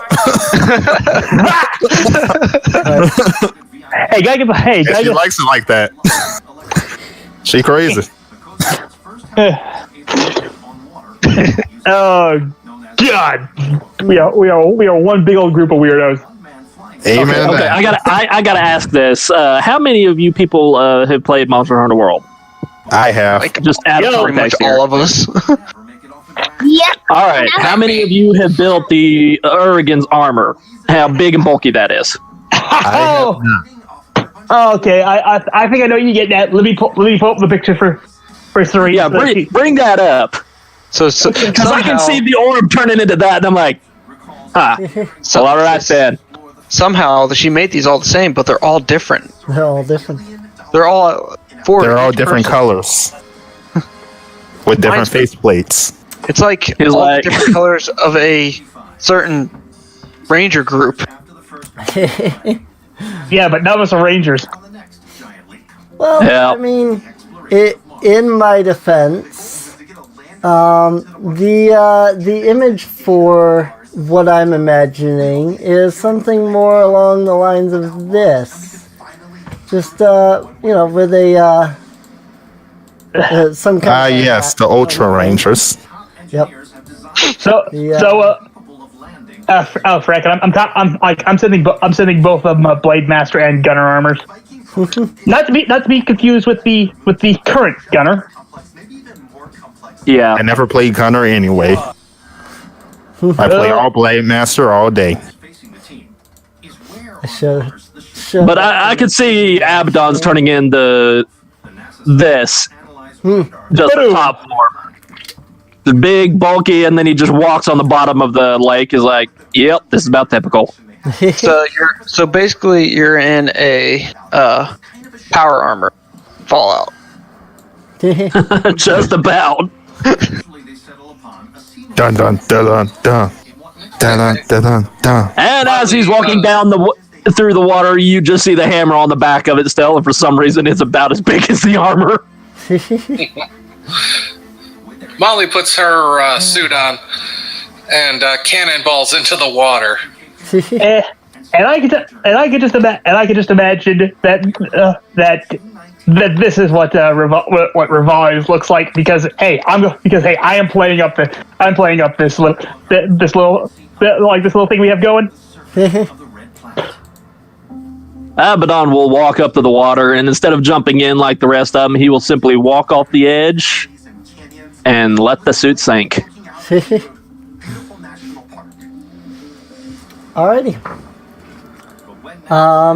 You make your way through the water, arriving on the other side of the lake. You travel through a. Let me make sure I make sure I'm getting this correct.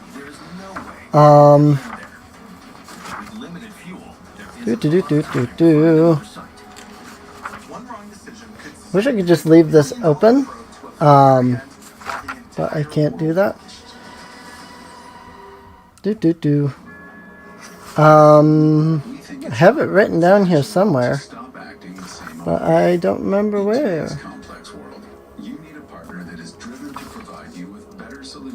Oh, here it is.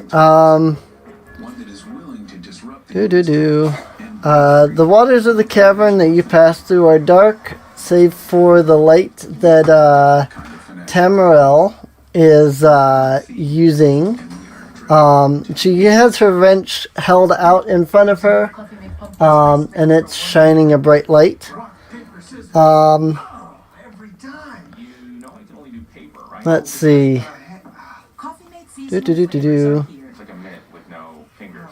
You eventually come upon a small hole, passing through it and into the city of Mintrogue itself.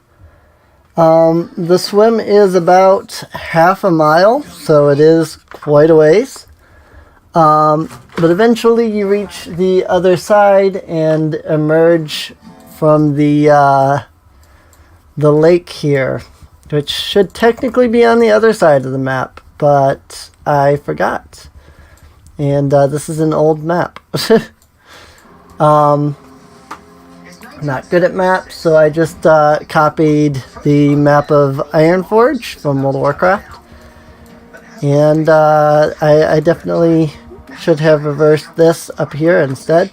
I should reverse this Forgotten Cavern, but oh well.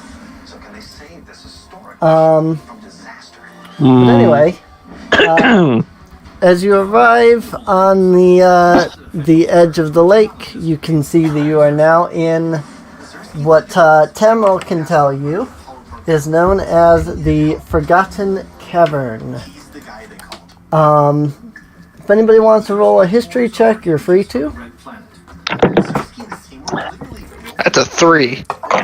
Go, go, Birdman Smarts. 17. 17. I have a 18. I have a 24. 24. 24. Alright. Are you adding your proficiency with that too, Jace? Yes. Okay. What are we doing again? History check. And I'm not proficient, hence why I'm just getting good rolls. Yeah. History if you want to. You don't have to. I have like double proficiency, so. Yeah. Wait, how? Tactician.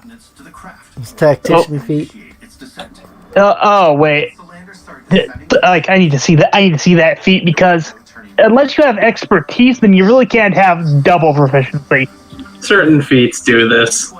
In fact, yeah. You can double your proficiency modifier.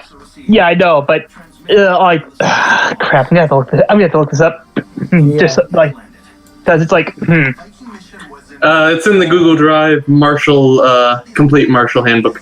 Oh, so yeah, it's probably a homebrew thing, which would definitely explain things. That's fine. I'm loading it up right now, but yeah. Yeah, it was in the books that you had seen, and I think I remember you saying that those were all already pre-approved. So. Yeah. Yep. Everything from that, and the only thing I didn't approve was the use of the Dragonborn because obviously the whole. What'd you say? You got real quiet real quick. Yeah.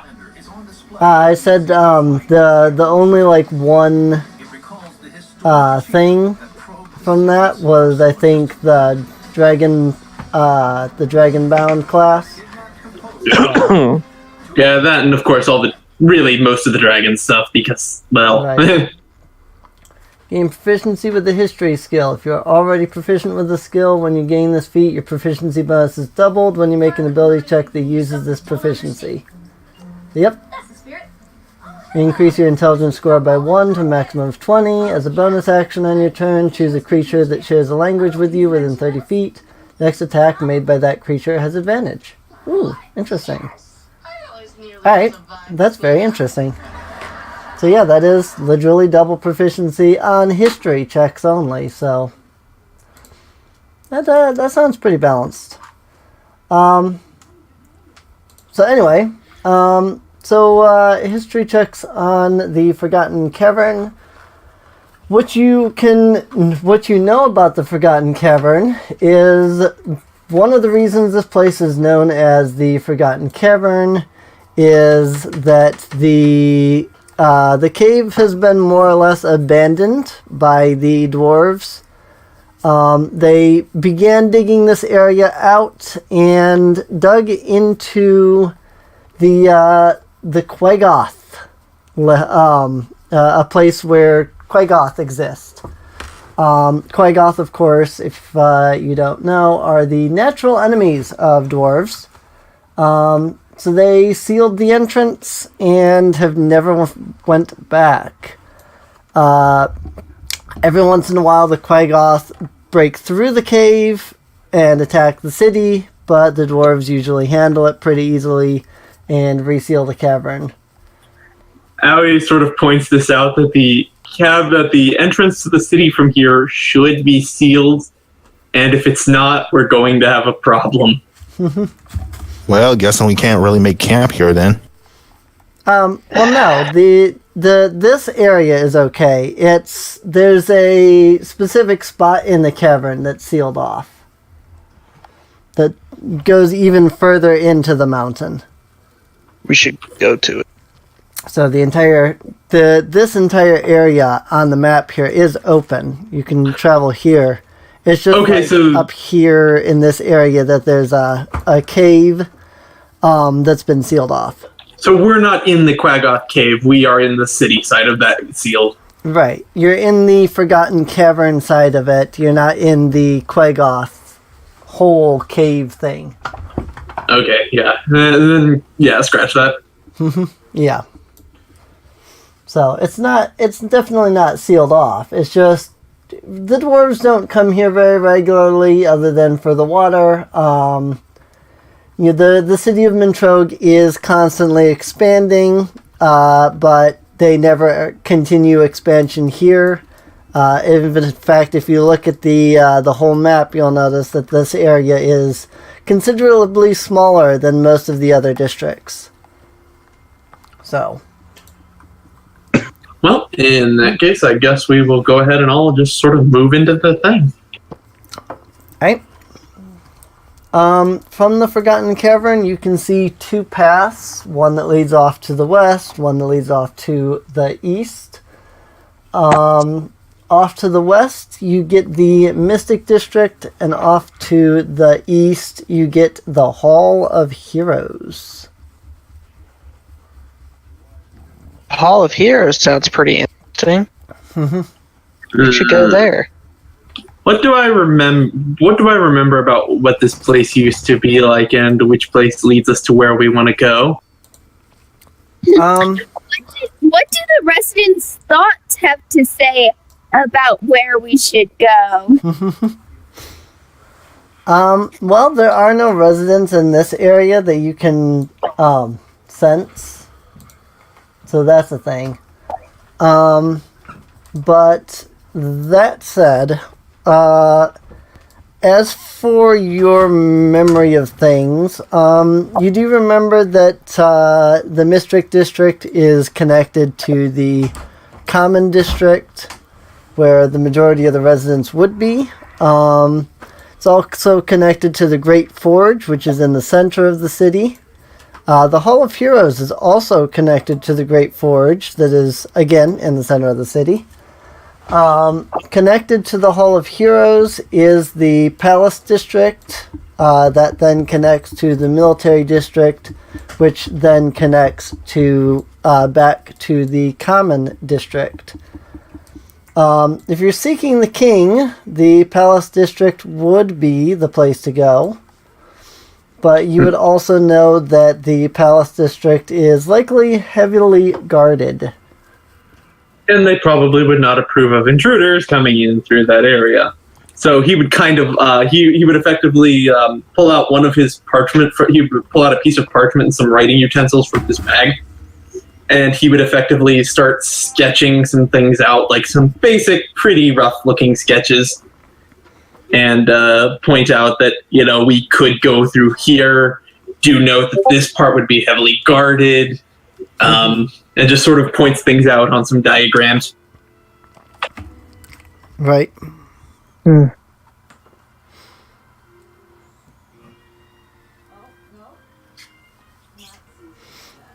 asking, well, which way do you guys think we ought to go?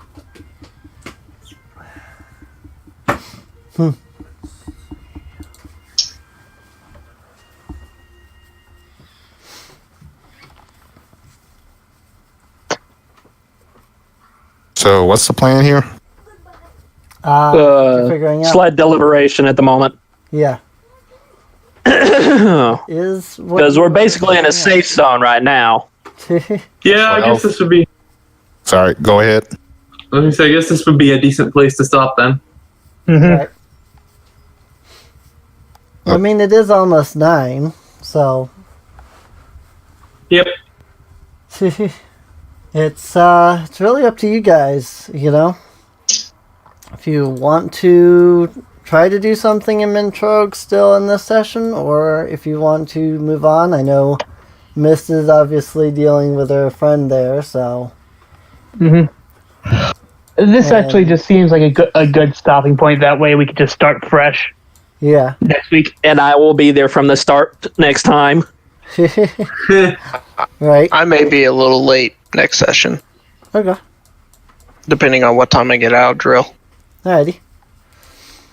Well, if that's what everybody wants to do, then we can end off here, which is a little helpful because apparently I completely forgot to write out the Forgotten Cavern in the module. It's literally the only district that I don't have, and that's confusing. Plus part of what's going on, Jet. Plus, I was like, not only there's something here, should probably stop here because, in case you forgot, in case the DM forgot something. Yeah. But yeah, so, I mean, like I said, I guess if you all are in agreement, then we can stop here. Because, I mean, this is a good stopping point, so. Yeah, it's kind of the point. Like, it seems like a good place to stop.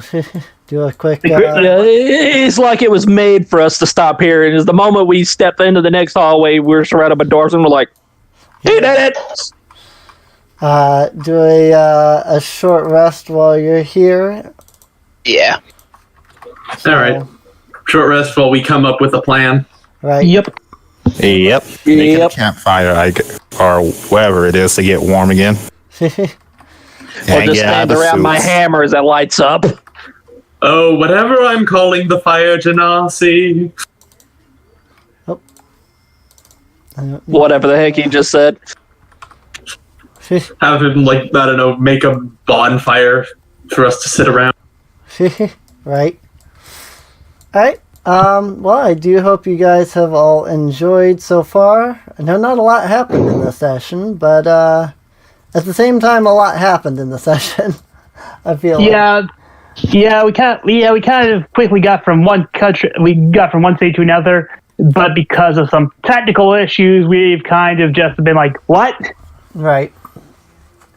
Yeah, kinda. Yeah. So, thanks for joining, and for those watching live, thanks for coming in and watching. Those watching on YouTube, feel free to stop by. We do stream on Sundays at 6 p.m. Eastern Time on my Twitch channel. And with that, we'll see you guys next time. Bye. Sayonara. Stay classy. Gosh dang it, Gunner! I did it this time. Ooh, ha, ha, ha, ha. He said it at the same time, Gunner. Oh. You thought I would be missing it, but it was I, Gunner. Ciao. See you later. Yeah.